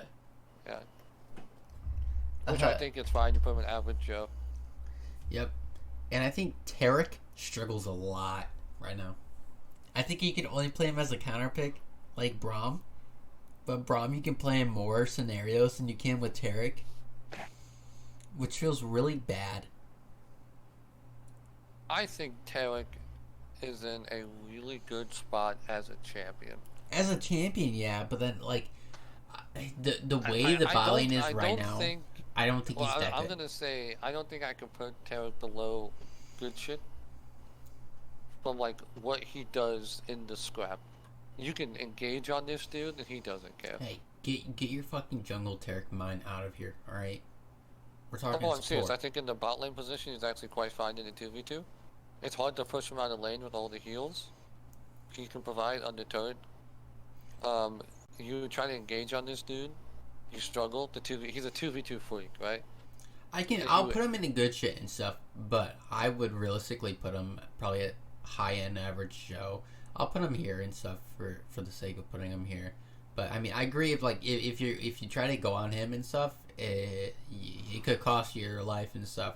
But he has no actual engaged threat. You need a Sona. You need. She's something. You need the Soraka, but she's something. Nah, I mean what? Someone that can actually hit from far, and her ult goes farther away. Tarek's, you have to try, dude. Tarek is if you're gonna play Tarek, I think he's very good right now, especially into all these melee matchups too. If you find a melee support, Tarek is going to womp them in the dirt. This champion is actually a freak in the 2v2. He has been for a while. I think he's really good against the melee supports. The lane supports, it's harder for you to tag them, but you can usually sustain yourself through the lane phase and handle the barrage, which is why I think he's higher than average Joe. If you play well and you get outlaned, you're not doing anything against the barrage. You're just going back to base often, which I think is a niche thing Tarek can do, is kind of help you through the barrage. But he's also a really good gank helps in ganks kind of champion. To your jungler. Yeah, if your jungler has any way to actually get on top of them, like Kha'Zix, for example, or anybody who can actually Leave Sin, just switch the ability over to him and stuff, and just go for the stun. That's Hecarim really running at them, throw the stun towards them, Hecarim lines it up for you, and then he throws them back into your team. Easy. Small stuff. That's a game. That's a game right there. That's a game. That's a game. And Tarek also has really good bot lane pairings. I think Tarek Kalista is really good. Kalista can move into position and get the stun for you. Lucian Tarek is quite good. So some of these AD carries can actually set him up. Tristana Tarek You know, if he has someone to set him up, it's like backwards as the support position usually is. Mm-hmm. But there's some really good pairings for him too, that you can actually get the fight started off. If your AD carry wants to, you know, grow the cojones and start the fight. Yeah, I really like Tarek though. I think if you can get him into the mid-game fight and the team fight stages, he's one of the best supports in the game. He has so much impact with his ultimate, and the team fight consistent healing to all 5 people has big value. Which is why I can't see him below good shit as the whole game. If it was only lane phase, Tarek would probably struggle and need certain matchups. Yeah. Yeah. That's fine. Yeah, fuck it. That's fine. Next we have is Thresh. Yeah, Mr. Thresh player. What's your opinions? Fuck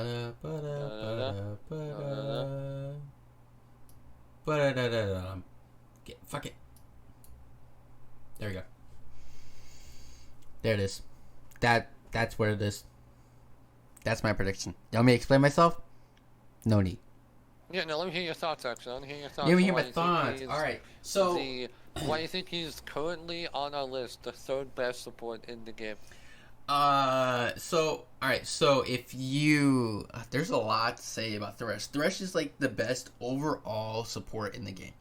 For simple thoughts of, like, if you want to engage, Thresh can engage. If you want to appeal and for counter, Thresh can be there. He has to flay away, he has to flay to them and away from them. And then he can hook.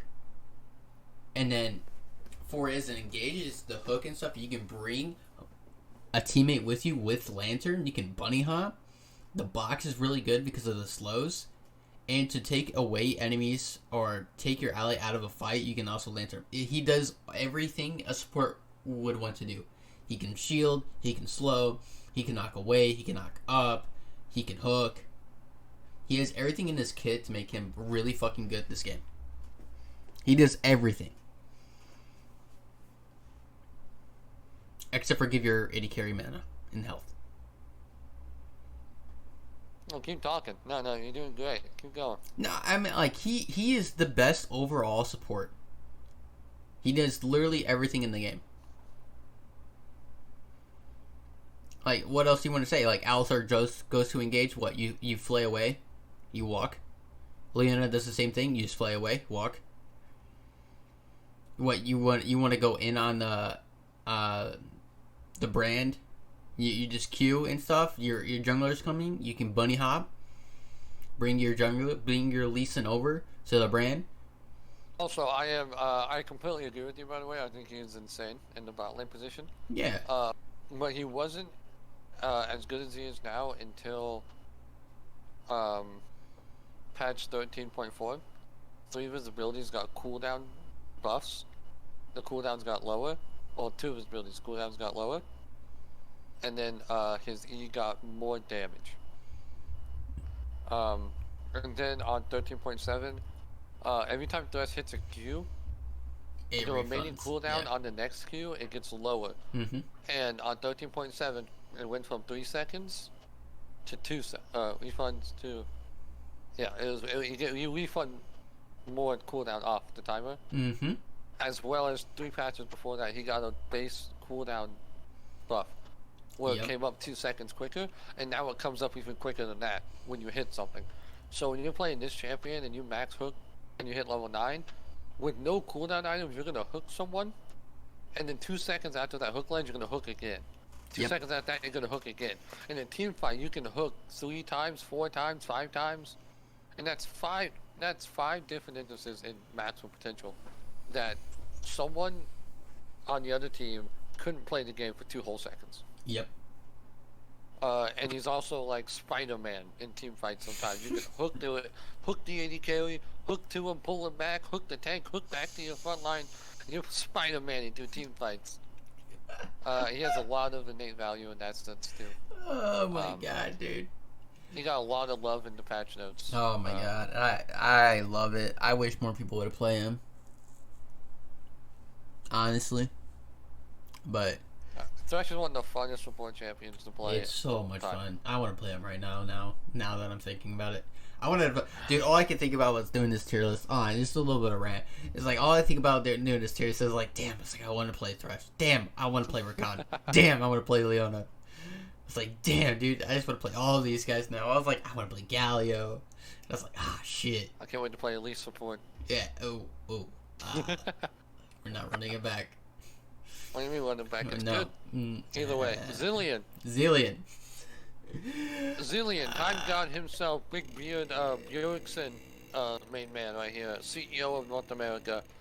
In his full position, definitely an average Joe. Doesn't really do much. He's more kind of annoying than he is actually good. It feels. Yep. Yeah, that's kind of it. People are playing him for, yeah, It's hard because it's hard to rank this guy in my opinion because it's based on who's playing him, right? That's what it actually comes down to, is who's playing him. It's like, can this guy slow the enemy team and then double Q them, and then can he place this all at the perfect time to not bait the enemy but bait the enemy, or not bait your teammate, right, and just bait the enemy. It's like everything comes down to like milliseconds, macro, everything. It's super complex champion actually. For sure. But like if you're good at him, he's really good. He can be better shit. But for like the average player and stuff at like gold, silver, low plat and stuff, like it ain't gonna be the best. I'll just put it like that. It ain't gonna. You're be not the best. gonna do anything on this champion for the most part. He doesn't deal damage. He has a 1 second crowd control. The only thing the champion can't. It struggles to find ways to buff this champion, because it's not like you can nerf his cooldown ratios, because he already has ability that resets all of his cooldowns. Yep. So like the cooldowns can't be a problem. If we give him more damage, he may. At what point is it too much damage for this champion? Because he has a full revive. He has a Guardian Angel in his back pocket for any of his teammates, which is really crazy. But the amount of times like this champion gets value inside of a game, very low. Realistically, you may get one good ultimate a game, and maybe one good 2-man, 3-man stun in a team fight. That's it. And that's all you get. Like this champion is like so hard to balance. Because in theory, if he gets 5-man stuns every team fight, and he ults the guy and you have to kill him twice all the time, he's going to have insane value in every single game. Yep. But that potential is so hard to get to, where in most games you're not getting big stuns, you're not rezzing the person at the right times, because sometimes people just miss position, they die, and they just come back and you have to fight the 5v5 instead of fighting the 6v5. Because someone ran it down. Yeah, this champion's probably getting reworked. I think it's so hard to get value in his current state. And that's why you don't see Bjergsen playing him every game. Yep. Only when like it feels like it's crunch time and like on stats, that's his most win rate champion. So he may play it. And like competitive play, completely different than solo queue. Yep. Yeah. Yeah. And we're gonna do this. No. That you like this? No, there's no I fucking think that way. shit's good shit. No. You never played this before? You never seen this before? It is dog shit. It's not dog shit. It's dog Every shit. time someone uses a summoner spell, she picks it up, uses it against you. She picks up items, uses it against them. Yeah, and... She's really good in the scrap. It's hard to outfight her, because usually in bot lane, the early levels, you're going to need your summoner spells to do things. She just picked them up, use them against you. No. God, no. You know what? I'm gonna just don't play it. There's too much small things that go into it. Just don't play Yes. it. If you're a diamond player and up and you like to play support, this champion, you're gonna have so much fun. There you go. Enemy exhaust back onto him. There you go. You're gonna pick up an item active, like a locket, and then you're just going to run in front of them and use locket and force a 2v2, because you just got a random 600 gold value buff because your teammate killed a minion and you get the buff from it anyway. There I you think they go. gave her a lot of love in the See, support position. now you're thinking as an average player, right? Yeah, actually, you know what? How about this? As the You're an average player, don't idiot, play bro. this. Yeah, yeah. If you struggle to play regular poke mages like Karma, don't play this champion. If you're a bot lane specialist like myself, this champion's a lot of fun. You can do a lot of dancing in circles around them, and they're really decentralized in higher levels of play to use their summoner spells in the fights because you use them and get more value for using them against them. Mm-hmm. So it's a really strong pick if you're good at the position. If you not, if you're gonna pick up support tomorrow, I'm with you. Don't play this champion tomorrow. You gotta learn Janna, and you gotta learn Soraka, and you gotta learn Thresh to play support, and then you can maybe play this champion. Yeah, just play Milo. Just play Milo. Man, fuck everything else, bro. Just play Milo. Alright, so we have Zyra. Alright, so obviously you know more about this than I do, playing with Noah. I feel like he's picked it up recently. But I would honestly kind of go up here with it. So, yeah, I can see it. I think in general, I also can see it being a high average Joe champion. Mm-hmm. The numbers are really low for her at the moment. They're afraid to touch her numbers because her plants don't do much without Liandry's. All they really do is apply Liandry's. Mm-hmm. So she's entirely a DOT reliant champion because her burst on her base abilities struggles to hit the threshold of ideal enough damage to where my burst matters if Yeah. I build Ludens or something like that. Yeah.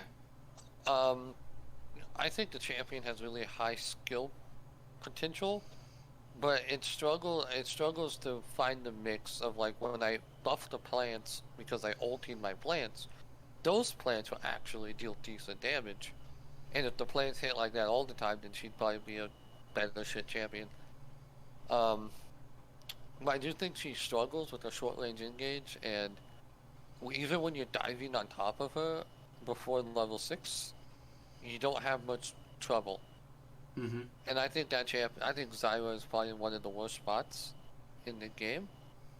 But for like higher levels of play, I think in lower levels of play, you can kind of dominate the lane phase a bit and handle yourself. But I think with a lot of support champions in the list, you get out poked, you get out sustained, you have no sustain, you get out defensive pressured. Mainly, Yeah, I so put I it think only she up does there struggle. because she's a lane bully. If you're in gold and below, Zyra support will have big value for you, and the people aren't going to play around the max range of your stun, Mm-hmm. and you'll be able to get poke Root. damage off. You'll be able to get the poke down, the combo down, and hit them. Of course, if you are diamond and higher, Zyra's support, her range is so short, you can usually avoid it. Yeah, you can. And you know where the plants are. You can eat the plants by walking over them. Fun fact: if you didn't know that, go do that. You can walk over her plants on the wall, and you just consume it. I'll give away all the Zyra secrets. If you can do that, she struggles to hold her pressure and in the lane. But I think if you get that Liandry spike, she's pretty solid. The team fight, she's okay. I think, she's alright. I would rather play Brand. I'd rather play Brand over Zyra like any game. Yeah. Honestly, now that you're saying it, yeah. I can see that. I'm moving on. And then next we have a Ziggs. Your boy Ziggs that you love so much. I am a huge Ziggs enjoyer. Yeah. Really good poke champion. Good team fighter. A lot of AoE, hard to avoid his damage in the team fight, so he does a lot of consistent damage. In the lane phase, he wins by poke, kind of like Karma does. And then also, my favorite part about him, especially in the bot lane, he eats your turret like a madman. Like, he will literally kill your turret in 3 ways. You give him 3 separate times to hit your turret in the bot lane, he's gonna blow it up by himself. So I think it's very consistent to generate gold on this champion. This champion's pretty self-sufficient. I would probably say he's at the bottom of good shit for the average list of players. I mean, in my yeah. opinion. I think on the average list, I think when you get better at the game, you're gonna hit more poke. You're not gonna get hit by these tank supports as much, so you're not going to give over free gold and XP, and you're always gonna stay healthy. And you can consistently push them under the turret. You can chip away at their tower, and then you're also pretty safe if you can use the satchel well. So it's a very good way to get gold for you and your AD carry. And your satchel is really good at stopping the engage for most of the time. So it's pretty good disengage in that sense with the bombs too. They don't want to walk there. So it's kind of a safer poke champion Mm-hmm. in most cases. And in support position, because the support item counts as the mythic, there's also support variations of Ziggs where you go Ludens, and you get the 10 flat penetration in the early game, and you can just clap people. And you hit similar damage numbers as you do as mid lane Ziggs with your mythic spike. Yep. You do similar damages, so you kind of do the same thing for the support position. Now, if you're in the higher levels of games where positioning is always pretty good and Tiamat or really not good hitting the Tiamat, skill shots, I think he Leandries. could be higher. Yeah, you also got the Liandry's build path. I think it's nice. That one's good too. I don't know. I mean, it's really good for like Ziggs support, especially like where like if they're playing for, because you don't have to play for bush side, right? You can just throw a bunch of your abilities out of there and just poke them out of the bush. Yeah. It's very easy to manage the bushes as Ziggs also. Yeah, and I think if you can consistently hit the abilities and you know how to reset your passive on the turrets and you're good at rotating around the map as well once you leave lane phase. Like once you leave lane phase and you let Ziggs like push a wave into the tower, he may just kill on one wave, even as support. Mm-hmm. So you're really good at destroying the opponent's map outside of the lane phase too, which is why I think the better players and how you reload this champion might actually be a better shit champion. Mm-hmm. The stuff he does outside of lane. I think inside lane phase, of course, melee supports are going to be king, and like long range supports are going to be able to try and throttle that back a bit. So Ziggs kind of fits in that category. But for the average player who's not rotating on the map as much and is not actively seeking to destroy their base, it does get drop tiers to, I think, good shit bottom tier is probably the ideal spot. Yeah, I can give that. I do think in like competitive play, he might, he's probably really high, but people don't want to play it because it's a bit riskier, because you get less consistent value. It's more about like closing out the game. Ziggs is a really good game closer by annihilating your turrets. Mm-hmm. And you can cheat. You can. I say cheat wins, but like that's just what Ziggs does. Ziggs can blow open 2 towers in the side lane by himself in 2 waves. And if you're walking in the Nexus and you need to kill Nexus towers quickly because they're respawning, Ziggs is the man. Ideally, your team's smart enough. Never happens, but ideally, you coordinate this. You can hit both Nexus towers down to the threshold, and then throw your satchel in the middle and get 2 turrets for 1. Mm-hmm. Small things like that. You blow the game open really, really fast with this champion. Which is why I think he's on the support list, and a handful of players may not expect him to be a viable support champion. Yeah. These next 2, I kind of want to do like how we did in mid lane and stuff with these 2. We can kind of group these guys together. They're very, very similar in the support category. Xerath and Vel'Koz. Yeah, I think there's I think one's better Xerath than the other. in the support position. Yeah. I think Vel'Koz is probably better in the support position Yeah. because he does have more crowd control. The ultimate's a lot more useful in the bot lane because he gets way more value. Yep. But generally they do the similar thing. Xerath easier to play. Vel'Koz has higher damage output in team fights. That's kind of how it goes. I think they could be both good shit. They're both solid poke champions. No one wants to play Vel'Koz because they turned him into a combo champion. You have to hit the abilities and then blast him. Yep. I think I think Blitzcrank could be higher than Vel'Koz. We're gonna get real technical, but I have a big heart love spot for Blitzcrank. From my main duo partner. Nope, we're putting it here. But Fuck, I no think up. Vel'Koz support's quite solid. People quit playing it, but because it does require some positioning and the champion's hard to play. But if you watch LCS this season, Balulu, the mid laner for Immortals, whipped out Vel'Koz, and he lost the game, but did most damage in the game by like 10k. The champion can output numbers in fights. So easily. Yeah, he does. This champion does numbers, similar to Brand. He does numbers, and that's why we like him. He does The big poke's number. solid. We like big numbers, okay? Big numbers mean they die. Now, if you're talking like competitive play, big numbers don't matter. No one cares about big numbers. They care about consistent numbers. I like big numbers. Yeah, Vel'Koz, they're both poke mages. They stack their spell thieves insanely fast, so they can kind of accelerate their own lead. Mm-hmm. I think they're both best in the support positions. I'm Yeah. kind of sad that the artillery mages have fallen out of favor in the bot lane. They're annoying to play into. I Right. do not mind that they're not in the bot lane as much anymore. It's just annoying. Well, I think that Xerath and Vel'Koz are probably better in the support position than the mid lane position.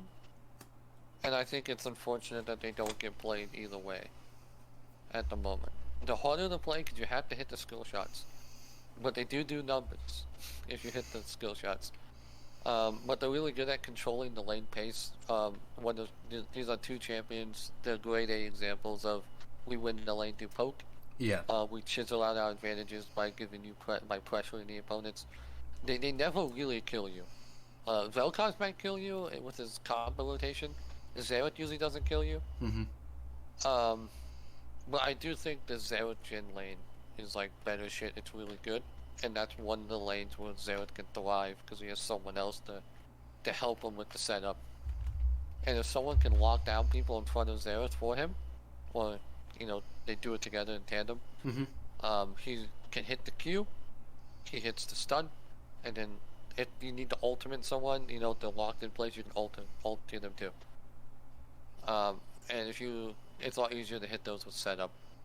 Multi-champions love setup on their team, but if you don't have setup, you gotta get the hands, you gotta play, you gotta hit them, you gotta use the hands. That's what I gotta say about those two. People don't play them because they need the hands, but if you have a team that can set you up, they're insane. I think they do good numbers, but people don't. They like champions that function on their own. Yeah, I mean, That's why they another don't get good played point much. of like why I think they're good in support is like they're really good at controlling and making the enemy play to their tempo, which is kind of essential when playing these champions. But it's just like And in the mid lane, they struggle with getting the farm without using their abilities. And both of these champions have kind of longer cooldowns, so they get outpaced in the mid lane. yeah, And in the bot lane at support position, you're not worried about farming minions. All your abilities are going to the face yeah, of the opponent. Yeah. And it feels a lot nicer play pattern for these guys compared to in the mid lane, where Xerath is going to hide back, and same thing with Vel'Koz is going to hide back and hit the wave with the abilities, and just be like, please don't get in my space, because I can't hit you back. And then next we have is Ashe support. I like Ashe support. I think it's fun.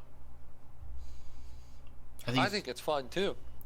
but I also Now- think it's average Joe as shit. Yes. Now the thing with Ashe support is the ultimate cooldown is very low, and you're throwing giant and crystal chanted arrows at people, whatever it's called. I think it's called an enchant, something like that. Magic arrow. And you're throwing that a lot. You do that as AD carry in the first place. But the way it feels to play as the AD carry with the support, it's similar to Shaco. Kind of dog shit. Like, you don't stop the opponents from doing what they want to do. Yep. The opponents are all going to play the exact same way, and they're always going to be in the favorable positions for themselves. Well, I feel like a handful, like all the champions above her, have some way, most of them, to stop the opponents from playing where they want to play. Yes. And Ash support is like, I'll slow you, but if you want to get the hook range, you're probably going to get the hook range anyway. Mm-hmm. And then her ultimate is cool because you just use it willy-nilly in start team fights. I do think her best ability is the Hawk Shot, and this only comes with like Diamond Plus level of games. When you can reveal the enemy jungle and you can track the jungler, like, oh, you killed these camps or these camps are up, you can calculate where he is on the map, even if you don't see him. Mm-hmm. And I think in professional play and coordinated team play, maybe Clash, Ash has much more value. But I don't think she's actually good enough as a character right now to even merit the map hack. No, she's kind of dog shit right now. Yeah, if you're gonna play Ash, Ash is going to be the utility character for the team. And I think in the support position, there are so many other people that do that better, just raw utility for the team. Yeah. And therefore, I think she's forced to go AD carry, and I have a really low opinion of her in the marksman position at the moment for when it comes to dealing damage. If your whole point is team fight setup and you got big carries mid, top, maybe jungle, I think Ash can flourish inside the game for like team setup and info knowledge. Yep. But not so much as a carry, and her utility does lack compared to all the support or all the champions that have utility that win games. You know, I'm just gonna go on my other account. I might go on my lowest account after this and just play a game of Ash. You're gonna cry. I am. You're gonna set your whole team up, and they're gonna be like, "Oh, nice arrow. I'll fight in 10 seconds." I remember. So I did this before. All right. Fun fact. In the middle of this tier list, I'm gonna do a fun fact. I went on. I'm just gonna chill out. I have a story about Ash support too. Dude, I never played. Well, this was not Ash support. This is actually Marksman Ash. All right. Okay. So it was like at the end of last season, I just got another account to level 30 and stuff. So it's like at the end, low bronze at this point, right? I'm just trying to get the entry bar to see, just to have some fun, meme some fucking people. So I was like, I'll do Ash AD carry. I was like, I know how to play this. Dude, it was so much fucking fun last season. I remember playing against dude, this Aurelia. I don't know what it was. They had an Aurelia mid, and this was when Aurelia was really fucking good also.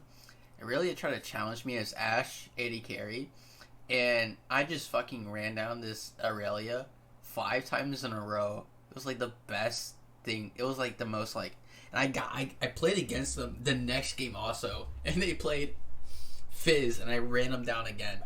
Dude, it's just like, for low elo people, Ash is so fucking good. Because they don't know how to play against it. They don't. So, Ash, when you take the approach velocity rune, So you good. no longer have to know what kiting forward is, because you just do it on your own. Yep. And you just stick to the person until they die or you die. Yep. So, if you don't know how to play AD carry, I recommend you take the approach velocity rune and you play Ash. Just so you know what the role does. You're going. You don't. Ash's carry potential is very low. You're never gonna actually 1v9 carry on this champion without a lead. And And a you massive have to one. be ahead of the game pace, and that's because she has such good utility for the team that they can't pump her to full of damage. You're not, and the champions Draven and Xayah or Felios, when they hit 4 items, and the entire game is 5 items, they're behind, they still do work. If Ash is 4 items and the whole game is 5 items, she doesn't do work. She cries. She struggles to curve herself back into the game from behind, where all the other AD carries, like Jinx as well in that list that I named, you hit that 4 item mark, you can curve yourself back into the game because your champion is meant to do so, and you're raw damage. So if you're trying to carry games, and you're trying to learn AD carry, I recommend Jinx. I think you're gonna need to know positioning, but you can carry games, and it's not too many difficult mechanics to know. And if you're new to the role and you're trying to learn, Ash is fine. Yeah. Okay, we're gonna have to speed this up. We are past the 2-hour mark. Okay, Heimerdinger support. It's good shit, bottom tier. It's real easy to play. It's hard to master. You get good poke I'm. value in lane. They can't walk in on you with your turrets, and then you just stun them and they probably I mean, die. In low elo, like you stack a two turrets in a bush. They walk next to you. You hit them with the stun grenade. They get blasted by 2 lasers. You hit them with the rockets. That champion's probably half HP, and that's an 80 carry to probably a quarter HP, and you're like level 3. Okay, it's good stuff. And then they just die. You can't walk into you. It's hard for them to win the lane. Heimerdinger became really dude, I popular. hear you can't win the lane. slapping, dude. Yeah, you win the lane, you win the tempo, you get dragons. Heimerdinger support right there. I think it's really hard to push Heimerdinger out of lane. His turns are really strong. I mean, it's definitely hard to push him out of lane. I can agree with that. I don't think I would put him in good shit. I honestly would put him up back down here. Okay. Yeah, because you're playing a bot lane, right? If you're facing, like, for example, a Caitlyn, she just auto the turrets and then it becomes... So you put them in bushes. I mean, yeah. Okay. I mean, yeah, like, I think in, the average player base is probably high tier average Joe.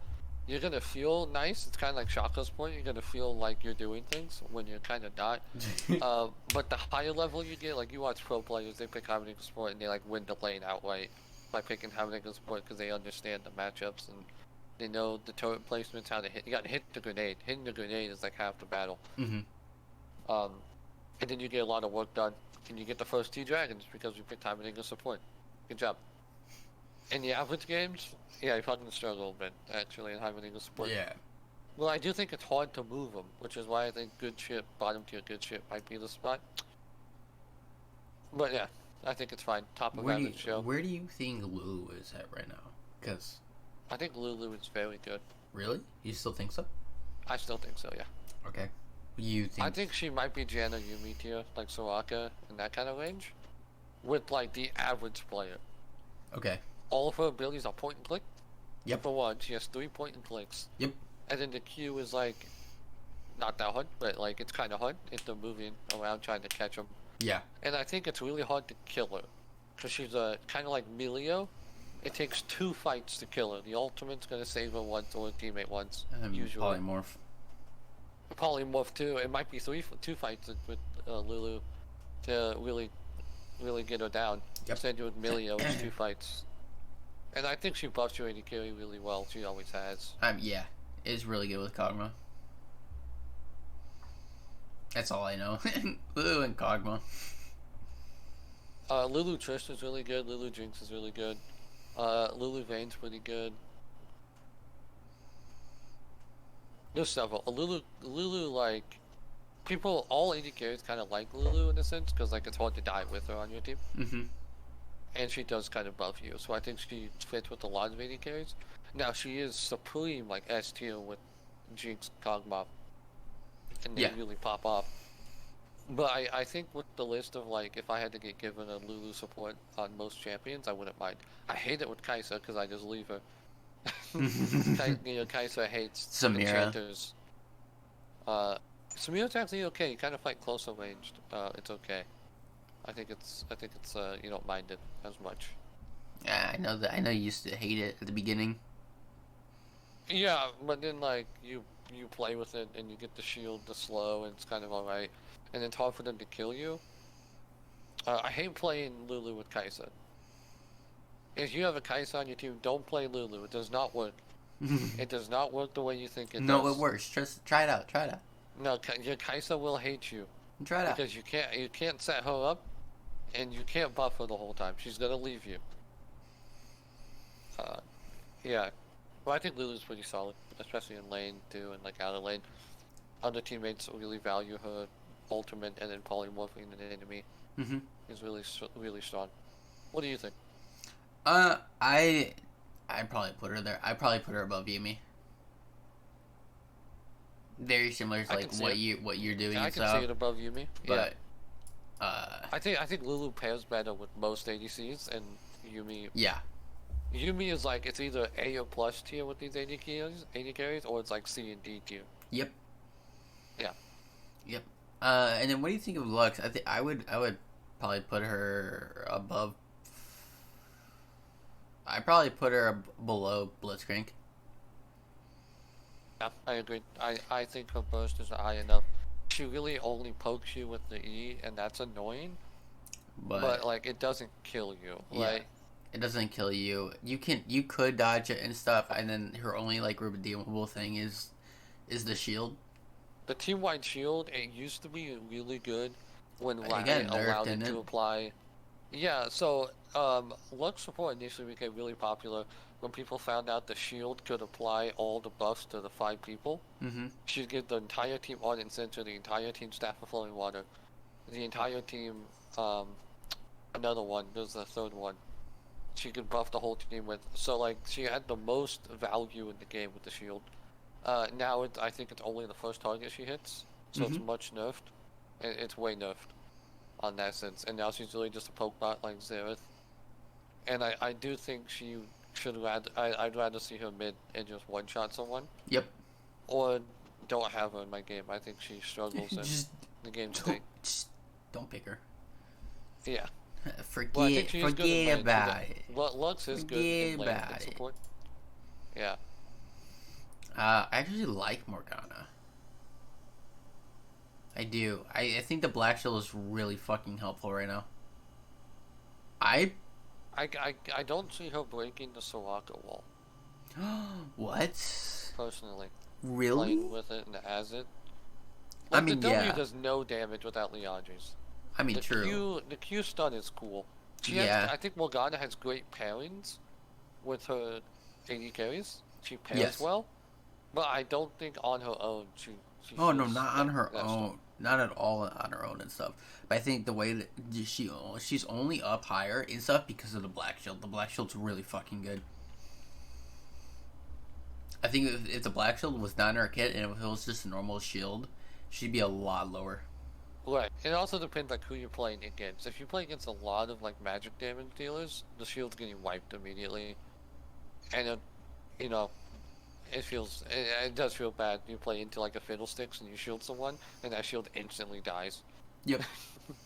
I But mean, at least they don't get feared. At least yeah, they didn't yeah. get Like feared. my thing was like, at least you don't get feared.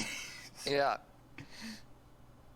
Yeah, I think Morgana shielding something that's actively about to happen is really good.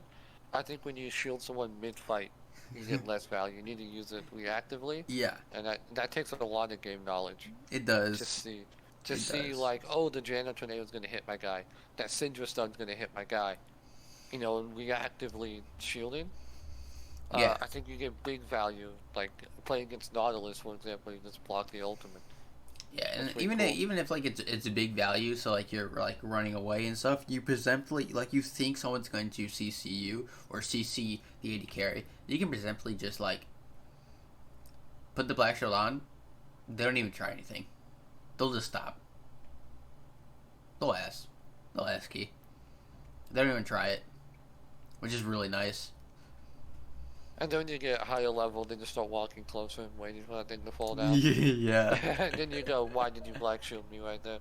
The Blitzcrank's walking at you, and you preemptively black shield the hook, and it doesn't come out. That Blitzcrank is gonna keep walking underneath me, and like I'm ready. I'm waiting.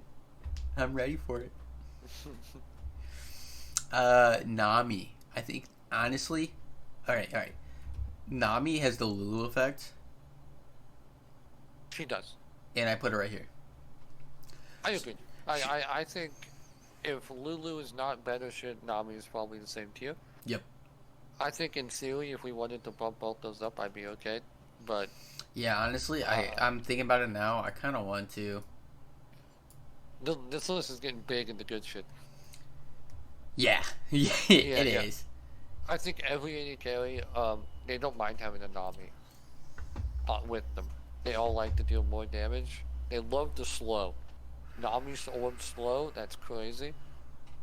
They all like that. They all like to hit extra times for free. Mm-hmm. Yep. And the tidal wave, big team fight ability, really undervalued. Dude, I love that ability. It's so fucking annoying to play against, but it's so Yeah. nice playing with a Nami. It's actually kind of game Yeah. changer. Nami heals you and damages the opponent. In the 2v2 scrap, she's a freak. in Yeah, the it's scrap. especially paired with Lucian. I mean, in the burst department, paired with Lucian. Yeah, The yeah. burst department, she helps with that a lot. Uh, Maokai, I kind giant of, mystical tree. want to put him here. Yeah, I think he's good in the support position if the um kind of. I think he's kind of good. I think he's much better in the jungle position. I think he's really. I Yep. forget where we put him in the jungle tier. I think we put him at least in good shit or higher. Yeah, we put him He's high a pro up there. play. He's a professional play champion. He's a freak. In the support position, you don't really get insane value. You get good bush control, and bush control is a part of supports in the bot lane. It's how well is your bush control. Yeah, Because you get big value. So it's a part of it. He has good bush control. His fights are pretty. He has really good 2v2s. yeah, really good 2v2s and stuff. Is just the only issue is him is like what you're going to. Obviously, you're gonna get control of the bushes, always good, and then, but your main kid is not actually engaged. It's just counter engaged until you have ult. That's it. It's making Yeah, sure like that they don't you even can touch your engage. AD carry. Right, you can also engage on this champion, but the engage feels more lackluster than all Yep. the other tank supports higher than him. Yep. But he gets the job done, kind of. But if you're playing against another tank support that's going to do it, you do better. And that just feels bad. A lot of these champions in the average O tier, they do what the other champions do, but they all do it better, Mhm. which feels bad. And yeah, And the Vigor last. support. You got a soft spot in your heart for Mr. Vigor, don't you? Nope. No? No. His only viable thing is the cage. That's it. And you have to walk up. You have to walk up to like Shaco's range to even try to cage. The only Yeah, good part about yeah. caging is when you have an engage support on the enemy team, and then you become really fucking good. But then they can just wait out the cage or flash it. So honestly, I probably put it about average Joe high tier because the damage is always good. Like you're always gonna do good damage, right? That's the only reason why you're gonna play Vigor support is the damage alone. That's it. I think, I don't think Vigor support is better than Heimer support, for one. I think the Heimer cage support's is. definitely better. I think the cage is better than Heimer altogether. Just the cage. Yeah. Yeah. All right. So you think about it, right? So like Heimer, right? If you miss his E, you're kind of shit out of luck. If you miss the cage, they're still trapped inside the cage. If your jungler, say it's a Hecarim, right, comes in, game over. Or anybody with other CC that can either shove them or CC them inside the cage, it's game over.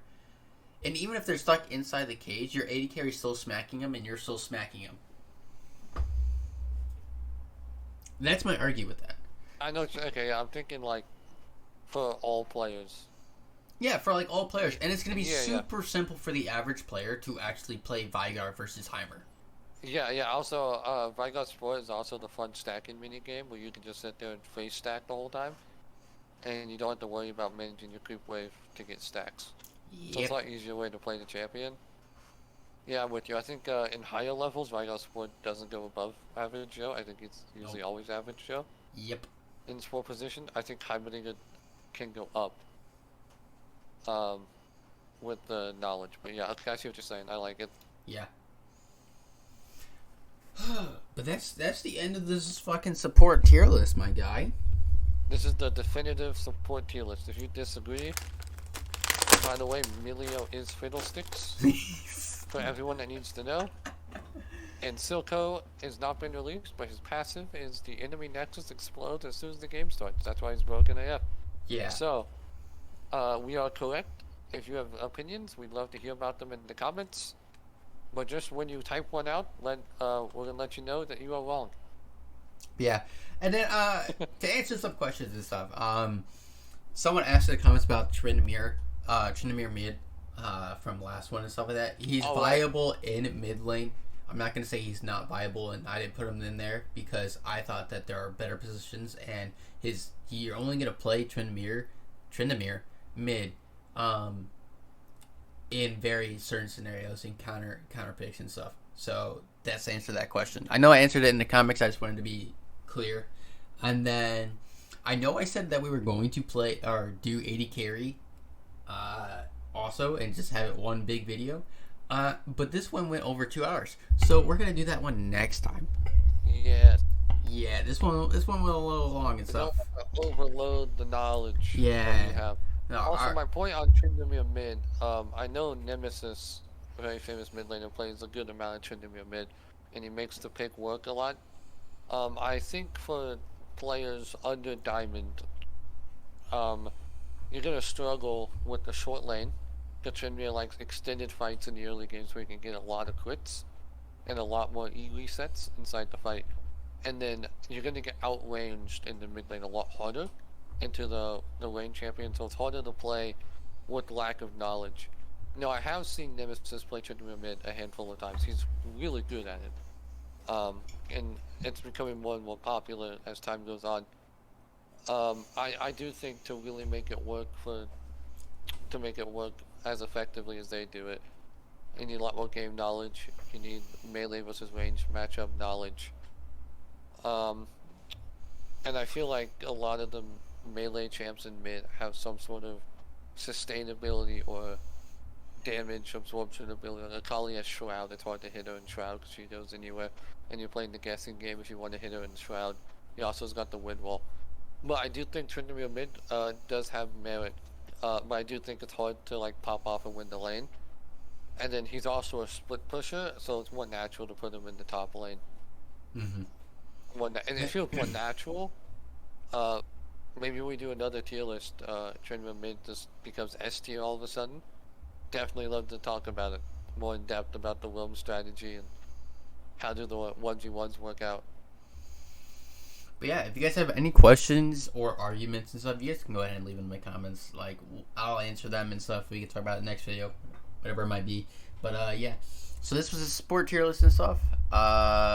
Next week we'll be doing the 80 carry tier list. Sorry, this one was really fucking long. I planned to do it together, but we did too much knowledge. Zach, I've been a 80 carry player for 10 years now. When Zach started playing League, he was my support for a year. We love talking about bot lane. It's fun. I have a good time. But yeah, we'll leave it off here and stuff. Yeah.